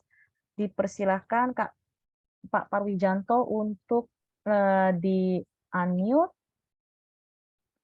dan pertanyaannya. Selamat sore, Pak Aris. Begini Pak, saya itu orang awam ya, cuma pernah tahu kalau mungkin daerah, maksudnya untuk permukiman, itu kan biasanya daya dukungnya si daerah itu untuk air itu berapa gitu. Nah maksud saya yang bertanggung jawab untuk menentukan itu sebenarnya siapa Pak? Ya saya itu di Bandung. Dulu air itu kan yang oleh developer itu karena artesis ya, mungkin 100 meter atau apa. Memang waktu belum banyak rumah itu lancar sekali gitu. Tapi begitu sudah mulai banyak, terus kemudian diserahkan ke PDAM, itu malah nggak keluar-keluar itu. Akhirnya kan banyak yang nyedot dari air tanah. Nah itu ada yang 60 meter, ada yang 40 meter, ada yang 100 meter juga. Jadi nggak tahu persis gimana. Nah maksud saya sebenarnya untuk masalah begitu tuh yang bertanggung jawab siapa tuh Pak? Dan untuk menentukan bahwa daerah itu daya dukung airnya katakanlah untuk 100 kepala keluarga dengan durasi umpamanya 20 tahun. Nah berarti kalau udah masuk 30 tahun tuh layoutnya sebenarnya gimana? Karena pakai yang PAM itu kan jangankan yang jauh, yang dekat aja sudah sulit itu. Karena orang kita kan memang ya susah lah dikatakan. Jadi kalau secara tadi itu, secara ilmunya tuh yang bertanggung jawab tuh siapa, yang menentukan berapa lama bisa menghidupi keluarga di desa itu siapa gitu Pak. Itu aja Pak. Maaf ini saya orang awam jadi nggak gitu ngerti lah. Terima kasih. Oke Pak Parwijanto, menarik sekali Pak pertanyaannya ya Kak Teri ya. Sebenarnya kalau untuk jawaban ini tanggung jawab kita bersama ya Kak Teri, karena kita yang menggunakan tapi kita menyalahkan orang lain itu juga tidak elok ya, karena yang ngambil air selama ini kita, tapi by system kita nyalahkan sistem gitu, itu nggak elok juga. Tapi memang secara kewenangan untuk pengusahaan ya, setahu saya itu diatur di peraturan perundang-undangan, dan turunannya itu kalau untuk level kabupaten kota biasanya ada di Pemda kabupaten kota Pak untuk pengelolaan. Tapi memang ini juga istilahnya peraturan ini terkadang keluar tapi masyarakatnya sudah mengambil dahulu Pak Parwijanto. Jadi kadang dilema juga dalam artian selama ini saya ngambil gratis kok tiba-tiba bayar misalnya Pak ya. Tapi kalau nggak diatur orang ngambilnya bisa di kedalaman 60, bisa di kedalaman 80, bahkan 100. Nah mungkin dulu ketika rumah Bapak masih single, rumahnya gali 3 meter itu udah keluar air atau muncrat-muncrat airnya Pak. Tapi seiring pembangunan banyak perumahan atau banyak hotel atau banyak perkantoran, ya maaf kata ya mereka ngambil dengan kedalaman yang lebih dalam, berarti punya Bapak udah secara ya kasat mata aja, lisan aja udah kesedot ya Pak ya. Tapi ya kita nggak bisa kalahkan siapa-siapa karena pasti sudah ada aturan yang mengaturnya dan sudah ada izinnya juga. Tapi memang jika dilakukan terus-menerus ya butuh sesuatu yang mungkin lebih real lagi. Tapi kalau untuk usaha komersil Pak sudah ada meterannya setahu saya Pak untuk misalnya perhotelan, perkantoran ada meterannya dan itu ada hitung-hitungannya. Yang selama ini yang tidak terdata dengan baik itu yang digunakan oleh masyarakat, Pak. Kalau masyarakat setahu saya ketika dia ngebor nggak ada meterannya, meteran berapa sih yang dipakai dalam sebulan itu kan mungkin Bapak bisa lihat sendiri kondisi di sekitar ketika Bapak ngebor ngambil air nggak ketahuan debit yang diambil. Mungkin itu satu rumah, tapi kalau udah 10 rumah, tapi itu sesuatu yang bisa dikatakan agak polemik Pak ya, karena bisa menimbulkan huru-hara yang besar Pak kalau diatur hal seperti itu. Nanti ricuh ya, yang bisa diatur sejauh ini setahu saya untuk usaha yang komersil. Karena jelas ya penggunaannya untuk kebutuhan industrial, ada meterannya, ada izinnya. Yang izinnya itu diatur oleh Pemda. Tapi untuk yang rumah tangga atau domestik biasa, sebaiknya memang dilakukan pelaporan Pak ya, dilakukan pelaporan inisiatif kita, tapi inisiatif kita ya berarti Bapak berisiko nanti mungkin dipajaki. Setahu saya untuk air tanah itu ada pajak air tanahnya walaupun tidak sebesar 3 PDAM seperti itu. Karena kalau dari mungkin pemerintah mendatangi setiap rumah ya bisa saja ada yang ngaku, ada yang enggak Pak ya. Karena itu kan selama ini gratis ya, belum lagi bayar listrik, bayar gas ya mungkin itu anugerah. Tapi yang benar kata Pak Wijanto ya dulu ada air artesis tahu saya Pak, airnya muncrat. Sekarang ini mungkin susah. Tapi di satu sisi pada saat musim hujan banjir ya Pak ya di Bandung. Nah itu juga mungkin yang perlu ditreatment apa memang air tanahnya habis tapi kita buat tampungan toren yang lebih besar dari itu. Jadi ketika hujan nggak banjir gitu, karena dua hal yang jadi hati nurani kita tersentuh juga Pak. Misalnya air tanahnya kering, tapi di saat musim hujan malah banjir. Berarti selama ini airnya itu kemana gitu kan Pak ya? Pertanyaannya, apakah masuk ke bawah lagi atau terbuang begitu saja? Seperti itu Pak Wirjanto. Menurut saya sih kita tidak bisa menyalahkan siapa-siapa, tapi kalau usaha dilakukan sendiri juga mungkin perlu dalam bentuk yang lebih besar lagi. Seperti itu Pak. Enggak, masalahnya di tempat saya itu nggak ada industri Pak, itu cuma perumahan aja. Dan kita kan, saya juga sudah nunggu sampai lama karena itu diserahkan ke PDAM gitu.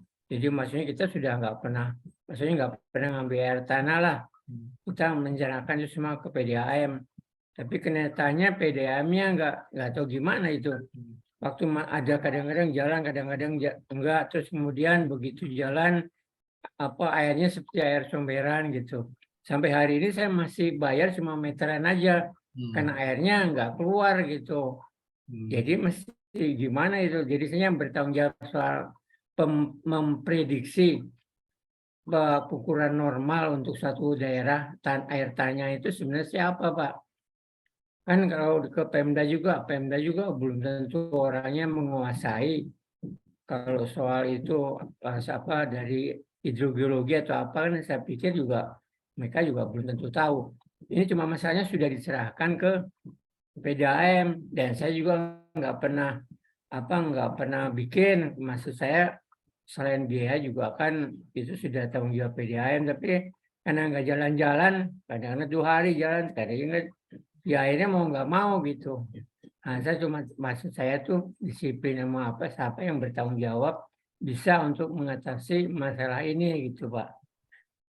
Maaf nih jadi ngoceh. Iya nggak apa-apa Pak, mungkin nanti ada layanan pelanggan yang mendengar ya tersalurkan Pak ya.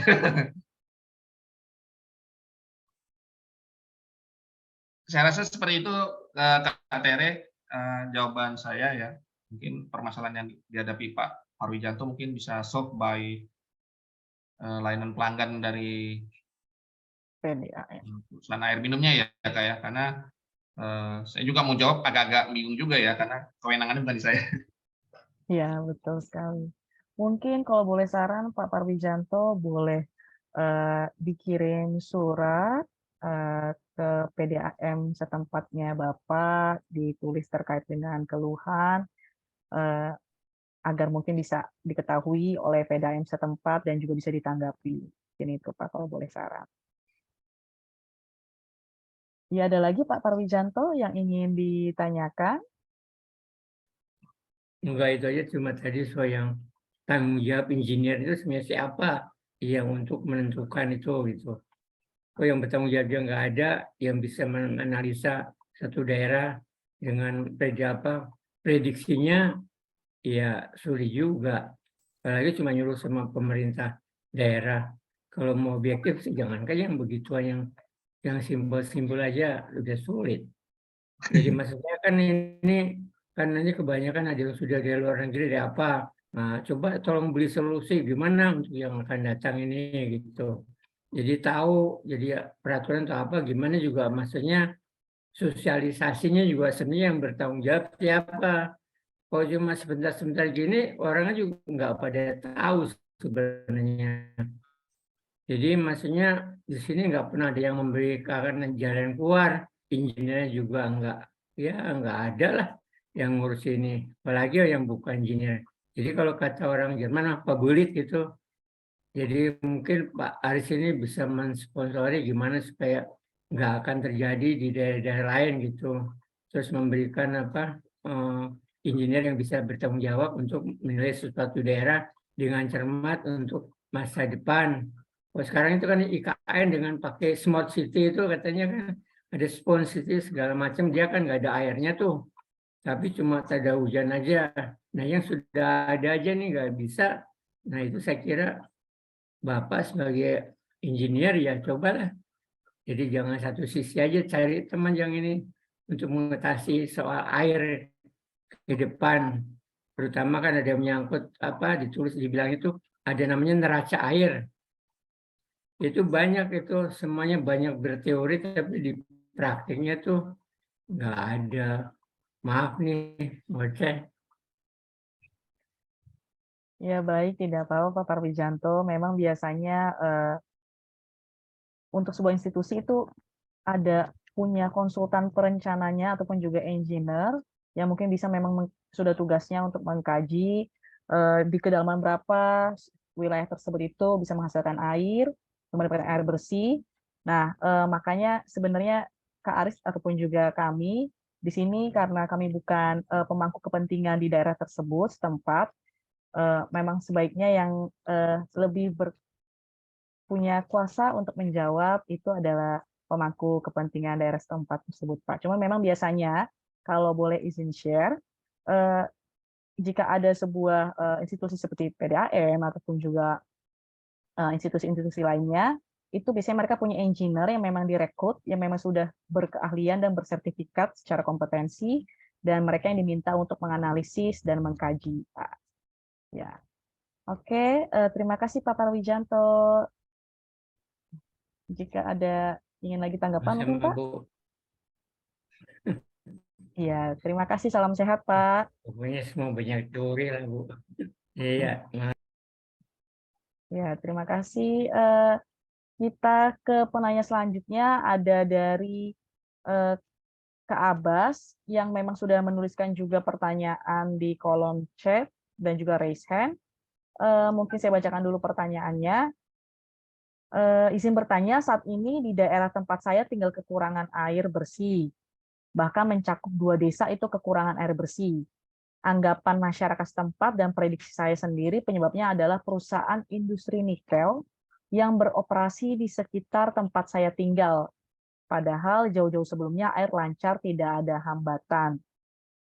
Tapi sejak beroperasinya perusahaan nikel tersebut, kami terkendala air. Informasi yang saya dapatkan, air lancar. Apakah berpengaruh dengan adanya industri ini sehingga terjadinya krisis air di tempat beliau tinggal? Dipersilahkan Kak Aris. Oke, terima kasih Kak Tere. Ini sebelumnya banyak pertanyaan yang menarik ya, walaupun tema kita spesifik di hidrogeologi tanah tak jenuh air, tapi ada beberapa pertanyaan mungkin di luar konteks, tapi saya coba jawab diskusinya Kak ya, berdasarkan apa yang saya ketahui. Dan menarik ya, jadi banyak bahan bahasan, dan ini juga pertanyaan menurut saya baca di kolom chat, oke. Tapi memang ini concern-nya gini ya Kak Abbas ya, mungkin kalau pengen mengetahui faktor XYZ dari mungkin sebelumnya ada air, sekarang ini tidak ada air, biasa di perusahaan itu ada namanya studi AMDAL ya, studi lingkungan. Jadi kakak bisa minta reportnya secara resmi mungkin melalui lembaga apa di sana, misalnya dari pemerintah desa ataupun paguyuban desanya. Nah, di situ kakak minta secara reporting seperti apa gitu ya. Karena kalau kita state tanpa report, takutnya jadi tuduhan serius, Kak Terry. Saya juga ngeri-ngeri sedap UU ITE ini nanti saya statement apa, malah viralnya seperti apa ya. Padahal ini ranahnya ranah ilmiah, teknis ya, diskusinya juga ilmiah.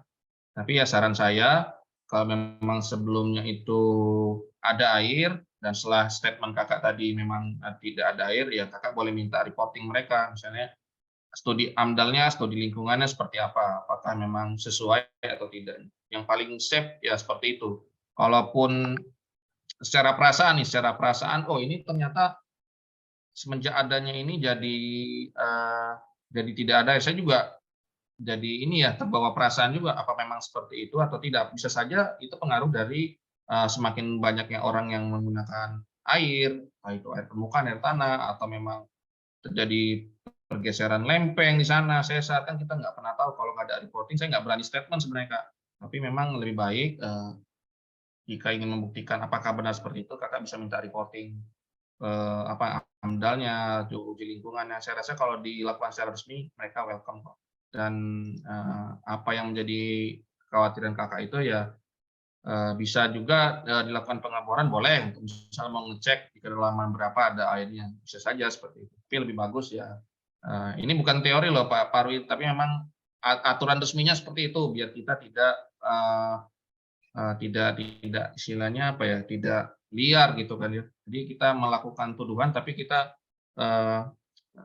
tidak tahu kemana tempatnya. Dan saran saya ya gunakanlah ya channel-channel yang mungkin bisa digunakan untuk menjawab pertanyaan itu. Ya saya rasa seperti itu Kak Tere. Jadi dari segi konteks sih mungkin agak berbeda, tapi solusi saya jika memang tidak ketemu ya mungkin dulu banyak atau sekarang tidak, seperti saran saya sebelumnya disalurkan dengan resmi ya. Karena kan biasanya kalau ada resmi itu ada tanggal surat, ada tanda tangan, nah itu bisa jadi historikalnya. Kalau saya sih seperti itu. Terima kasih Kak Teri.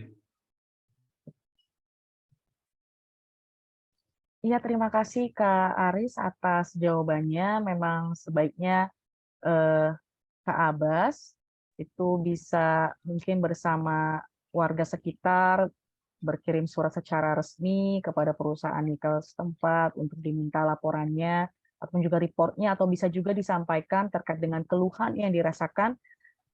Jadi bisa diskusi secara baik, saling bertanya, saling mendapatkan informasi, dan nanti bisa ketemu solusinya. Mudah-mudahan di tempat Kak Abbas bisa lancar jadinya airnya. Mungkin Kak Abbas ada lagi yang ingin ditanyakan?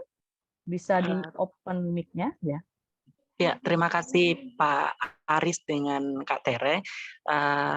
Masukannya sangat bagus. Jadi ini salahnya mungkin agak melenceng sedikit ya Pak Aris dari topik yang dibawakan Pak Aris. Jadi kemarin itu kami sudah melakukan audit dengan pihak perusahaan untuk meminta beberapa surat dari, kebetulan saya dari mohon maaf dari Makassar Pak, saya dari Fakultas Kehutanan Universitas Hasanuddin. Jadi ini sudah saya minta terkait AMDAL-nya yang ini, namun si perusahaan ini terus melempar istilahnya bola pimpon. Jadi dia istilahnya lempar kita, misalnya dia suruh kita ke provinsi ini begini. Nah itu salah satu bentuk keresahan kita yang tinggal di daerah industri itu. Terus terkait ini kira-kira secara Pak Aris kan dari hidrologi ya, dari ini itu sebelumnya Pak Aris ini pengalaman yang saya alami sebelumnya itu semua sumur baik itu sumur alami maupun sumur bor itu sejak beroperasinya perusahaan ini, itu sumur yang alami itu bahkan tidak ada airnya Pak. Bahkan sumur bor yang kedalamannya bahkan ratusan itu sudah tidak ada airnya. Nah bahkan kami dari masyarakat setempat itu agak agak bingung bagaimana solusi yang ditawarkan si pihak perusahaan ini. Namun setelah kita juga melakukan audit, tidak ada sama sekali responsi dari perusahaan ini terkait bagaimana dengan aturan AMDAL-nya misalnya, sistem pengembangan airnya misalnya bagaimana. Nah itu kira-kira sebagai ini kami minta saran misalnya dari Pak Aris ini karena mungkin beberapa minggu ke depan kita akan audit lagi terkait permasalahan yang kita alami, Pak Aris. Mungkin. Oke. Kalau ini Bu, kalau menurut saya pribadi ya, mungkin selepas ini ya sumur-sumur yang ada itu dimonitor kontinu ya Bu ya, dimonitor. Bagusnya sih daily Bu ya, daily misalnya sehari 2 kali, entah pagi atau sore, selama kurun waktu tertentu. Karena biasanya kalau ngambil data itu, kalau kita datanya itu mungkin kalau di hidrologi ya Kak Teri ya, kalau kita hitung di bawah 20 tahun, seriesnya itu kan nggak valid ya. Nah, mungkin kalau Ibu punya data seriesnya itu 5-10 tahun ke belakang sama saat ini, lalu bisa dikalibrasi antar sumurnya, misalnya di sumur X, Y, Z, ternyata ada variasi musim kering atau musim hujannya. Nah, di situ kita bisa nanti selain audit, Ibu punya reporting sendiri bahwa memang semenjak ada atau tidaknya ternyata pengaruhnya signifikan. Kalau kami biasanya kalau ya mungkin selama ini sumurnya nggak dimonitor Bu ya. Kalau sumurnya dimonitor, kita bisa dapat data di level mana MAT-nya itu ada sampai saat ini gitu. Kalau kedepannya ya mungkin yang bisa saya usulkan kalau memang ada audit lagi dan Ibu punya mungkin karena dari Fakultas Kehutanan jika ada timnya atau punya ini dimonitor aja sumurnya daily sampai kurun waktu tertentu. Kalau ada data tahun-tahun sebelumnya itu jauh lebih baik. Jadi kita bisa lihat trennya Bu ya. Trennya ternyata di tahun tertentu inilah dia turun. Nah, di situ bisa di-overlay dengan kapan adanya si perusahaan atau lainnya ini gitu Bu. Biasanya saya seperti itu Bu ya. Jadi mungkin dari kayak Pak Parwijanto tadi dia rumahnya sendiri, dia ngukur ternyata di kedalaman 3 meter. Ternyata setelah banyak rumah di kedalaman 10 nggak ketemu lagi. Berarti memang dengan semakin banyaknya rumah muka air tanahnya itu menurun. Jadi kita bisa ngambil kesimpulan berdasarkan data yang kita ukur sendiri gitu. Kalaupun data yang kita dapat tidak ada. Itu mungkin saran saya Bu ya. Ya, makasih banyak Pak Aris. Iya, baik. Terima kasih Kak Abbas atas pertanyaannya. Terima kasih juga Kak Aris atas jawaban dan penjelasannya. Semoga untuk Kak Abbas dan juga warga sekitar bisa menemukan solusi dan bisa tersedia kembali air untuk penggunaan kebutuhan sehari-hari. Baik, teman-teman, jika sudah tidak ada pertanyaan lagi, saya masih membuka satu kesempatan pertanyaan dari Kak Yudi Sahabat. Mungkin bisa dipersilakan Kak Yudi untuk di-unmute. Kak Yudi Sahabat. Dipersilakan Kak untuk di-unmute dan mungkin bisa langsung bertanya kepada Kak Aris. Ya, baik. Terima kasih atas kesempatan yang diberikan. Ya, Hari ini Bang dipersilakan. Hai, saya mau sharing mengenai problem yang terjadi di daerah saya. Ada beberapa peristiwa yang sering terjadi khususnya di kelurahan saya itu terjadinya krisis air bersih. Nah, krisis air bersih ini pengaruhnya akibat lahan terbuka hijaunya minim gitu. Terus ada alternatif kayak pengembalian air tanah dalam lewat kayak tanaman, misalnya pohon sagu, pohon bambu, itu ditebang, masyarakatnya ditebang untuk kebutuhan sehari-hari. Nah, ada langkah-langkah yang kami juga buat mengenai pemanfaatan air permukaan lewat panel air hujan. Itu pengendalian air hujan. Menjadi pertanyaan saya, apakah lahan terbuka hijau ini sangat pengaruh dalam peran pengembalian air tanah dalam? Dan dari saya. Oke, Pak Ilham, ini pertanyaan juga menarik sekali ya. Terlepas faktor yang disampaikan oleh Pak Ilham, tapi memang biasanya kalau di kota Pak ya, di kota itu ada persentase antara tutupan lahan terbuka sama tidaknya. Jadi mungkin ketika bangun rumah mungkin ada sekitar 20% untuk terbuka hijau. Nah, salah satu tujuannya untuk seperti itu Pak Ilham. Jadi ketika ada direct runoff di permukaan, itu sebagian bisa terserap ke dalam tanah. Jadi terlepas di daerah sana mungkin masih kawasannya, saya kurang paham ya apakah sudah full kota atau masih perdesaan. Memang alangkah lebih baiknya ada daerah-daerah yang penggunaannya tidak sepenuhnya untuk perumahan, jadi memang ada kawasan yang memang dibiarkan terbuka. Untuk tanaman-tanaman yang disebutkan tadi, itu kan ikhtiar Pak ya, tapi kalau memang kita mencegah itu sebenarnya jauh lebih bagus. Tapi kalau kita punya usulan seperti membuat tanaman tadi atau membuat tandon untuk air hujan, itu nggak masalah sih. Tapi seperti statement saya sebelumnya, kalau untuk mengisi air tanah itu dengan kecepatan infiltrasi ya Kak Teri ya, sentimeter per sekund itu untuk mencapai yang disampaikan oleh Pak Parujanto tadi di kedalaman 100 meter itu nggak dalam ratusan tahun, biasanya ribuan atau ratusan ribu tahun, karena dari awal sampai ke 100 meter itu kan dia melalui tanah, mungkin tanahnya permeabilitasnya atau porinya tegang, tapi semakin lama clay ataupun semakin rapat, jadi ya butuh waktu yang relatif lama ya. Jadi memang solve-nya sudah Pak Ilham ketahui, tapi memang itu perlu rutin ya Kak. Ya, bagaimana Kak Ilham? Apakah ada yang ingin ditanyakan kembali? Yang mungkin cukup Bu. Oh ya, baik. Terima kasih Kak Ilham. Izin bertanya, ini akun yang atas nama Ilham Latara dengan Yudi Sahabat ini sama atau beda ya? Soalnya tadi kan Sama, saya Ibu. sebut. Oh sama ya, oke ya baik. Barang jaringannya putus-putus, saya pakai HP sama laptop.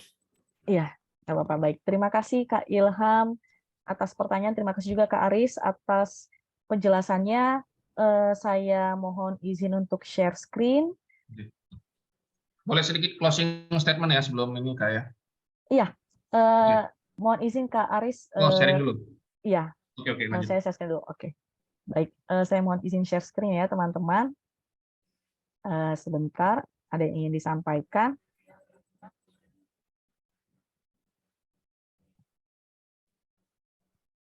Oke, baik. Teman-teman, dari LTS dalam waktu dekat, itu ada banyak sekali pelatihan terkait dengan GIS atau yang biasanya juga sering dikenal dengan JIS. Untuk tanggal 11 dan 12 Februari, itu ada sistem informasi geografis untuk pembuatan peta bahaya tsunami. Kemudian di 18 Februari ada juga pelatihan JIS, tapi untuk membuat peta land cover. Dan di tanggal 24 sampai 25 Februari itu ada juga GIS dengan ArcMap, itu untuk pemodelan air tanah. Dan kemudian juga di 28 Februari itu ada perencanaan bendung irigasi untuk menggambarkan dan menghitung menggunakan AutoCAD dan Microsoft Excel. Nah, selain itu di tanggal 4, 5, 11, dan 12 Maret itu live 4 hari selama 8 jam.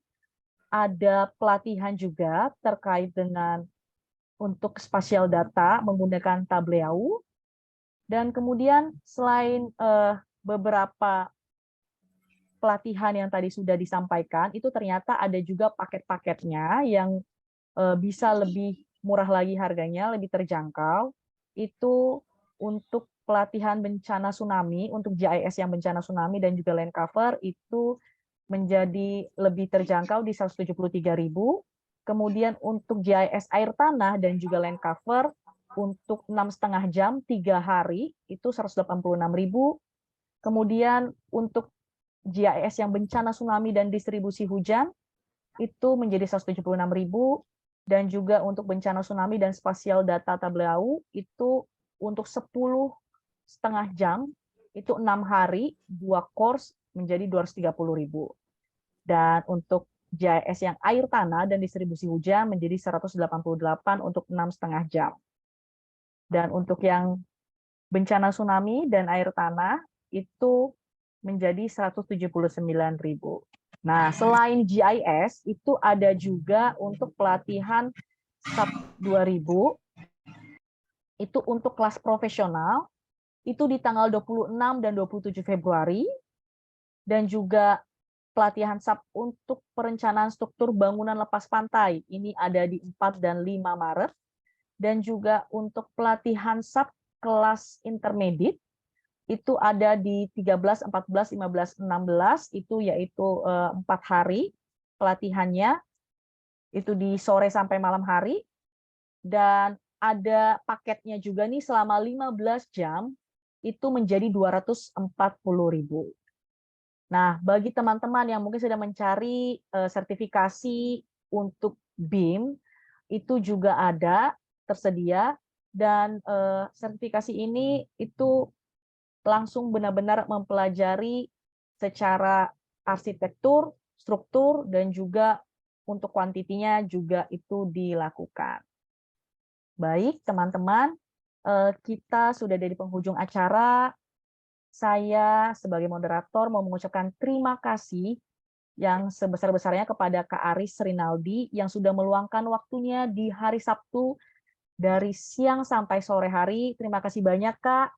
Semoga ilmu yang dibagikan, pengalaman, dan juga berbagai insight yang sudah diberikan kepada kita itu bermanfaat untuk kita dan juga bisa menjadi ladang amal juga buat Kak Aris. Dan kita dengar dulu closing statement dari Kak Aris. Oke. Terima kasih. Ini di akhir acara masih ada 83 partisipan ya. Jadi pertama-tama mungkin apa yang saya sampaikan ini terlebih kurangnya saya mohon maaf karena sudah menyita waktu teman-teman juga ya, Bapak Ibu, selama kurang lebih 1,5 jam. Namun ini sesuatu yang menarik ya. Diskusinya ini juga wawasan baru buat saya, banyak sekali pertanyaan dan masukan, dan mungkin kedepannya saya bisa solve di pertanyaan-pertanyaan Bapak Ibu yang disampaikan tadi. Tapi yang menurut saya pribadi memang ini yang dilakukan oleh LTS ini sesuatu yang menarik. Mungkin di zaman saya nggak ada yang seperti ini, Kak Tere ya. Kita kasih share free. Di zaman saya dulu saya harus ke perpus, nyari buku, baca, dan itu manual ya. Sekarang ini sudah ada difasilitasi webinar, mungkin nanti ada di channel YouTube-nya Kak Tere ya, ataupun di channel YouTube-nya LTS, free lagi. Nah ini juga semakin mudah sebenarnya hidup ini, teman. Semakin mudah, semakin tahu kita bahwa ternyata selama ini ada yang something wrong. Nah, mungkin buat saya dan teman-teman di sini, jika kita bisa bantu negara ini untuk ke arah yang lebih baik, itu sesuatu yang sangat positif ya. Mungkin selama ini, wah ternyata dengan adanya hidrogeologi ini kita harus bikin biopori nih, atau resapan-resapan yang lain. Itu kalau dilakukan secara masif, itu impact-nya besar sekali. Dan mungkin ini yang bisa saya bantu ya Kak Terry. Terlebihnya, mohon maaf jika ada salah kata dan perkataan.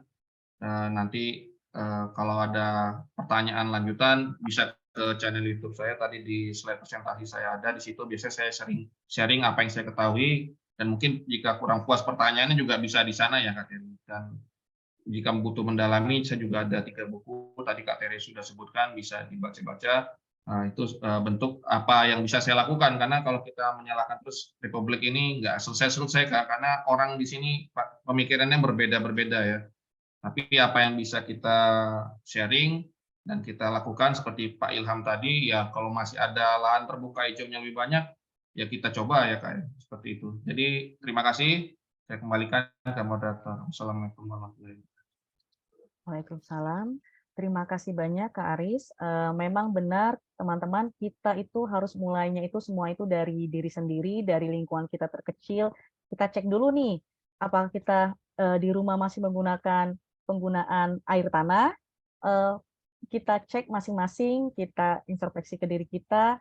Jika memang ada yang perlu dikoreksi atau memang ada yang ingin ditanyakan lebih lanjut bagaimana penggunaan biopori ataupun juga hal-hal yang lain, bisa langsung ke YouTube channel-nya Kak Aris Rinaldi, bisa langsung dilihat tayangan-tayangannya dan juga bisa ditanyakan lebih lanjut, ataupun juga ke channel YouTube-nya LTS untuk berbagai mungkin pelatihan-pelatihan ataupun juga webinar yang sudah di-share.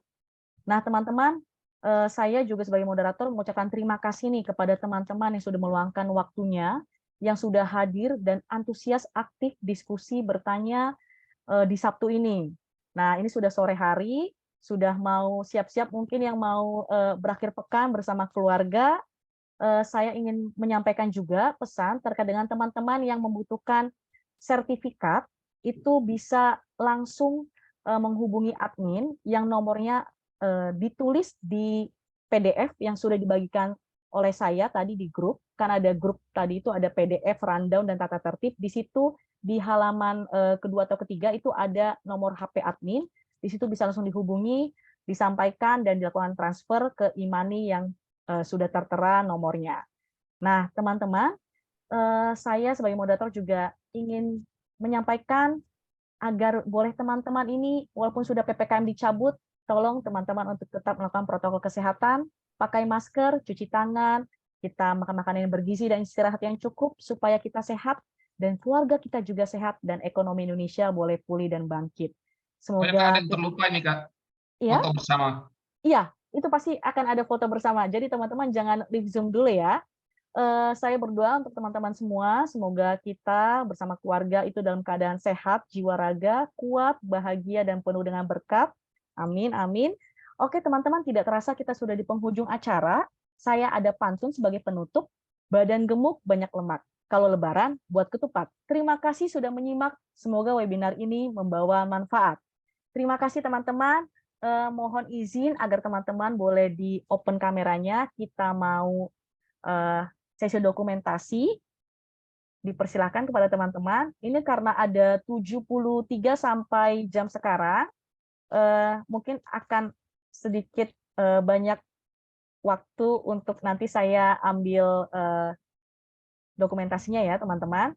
Oke, kita dipersilahkan untuk teman-teman boleh di open kamera. Ini di akun saya, ini saya melihat ada 3 layar, jadi nanti kita foto bersama dulu. Teman-teman ada 3 kali gaya ya teman-teman ya.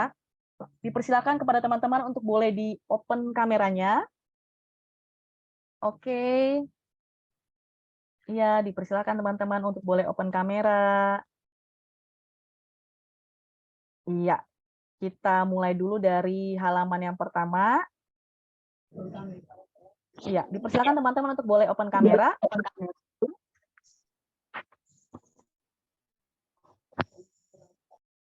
Oke, baik teman-teman. Gaya yang pertama ya teman-teman ya. 1, 2, 3. Iya.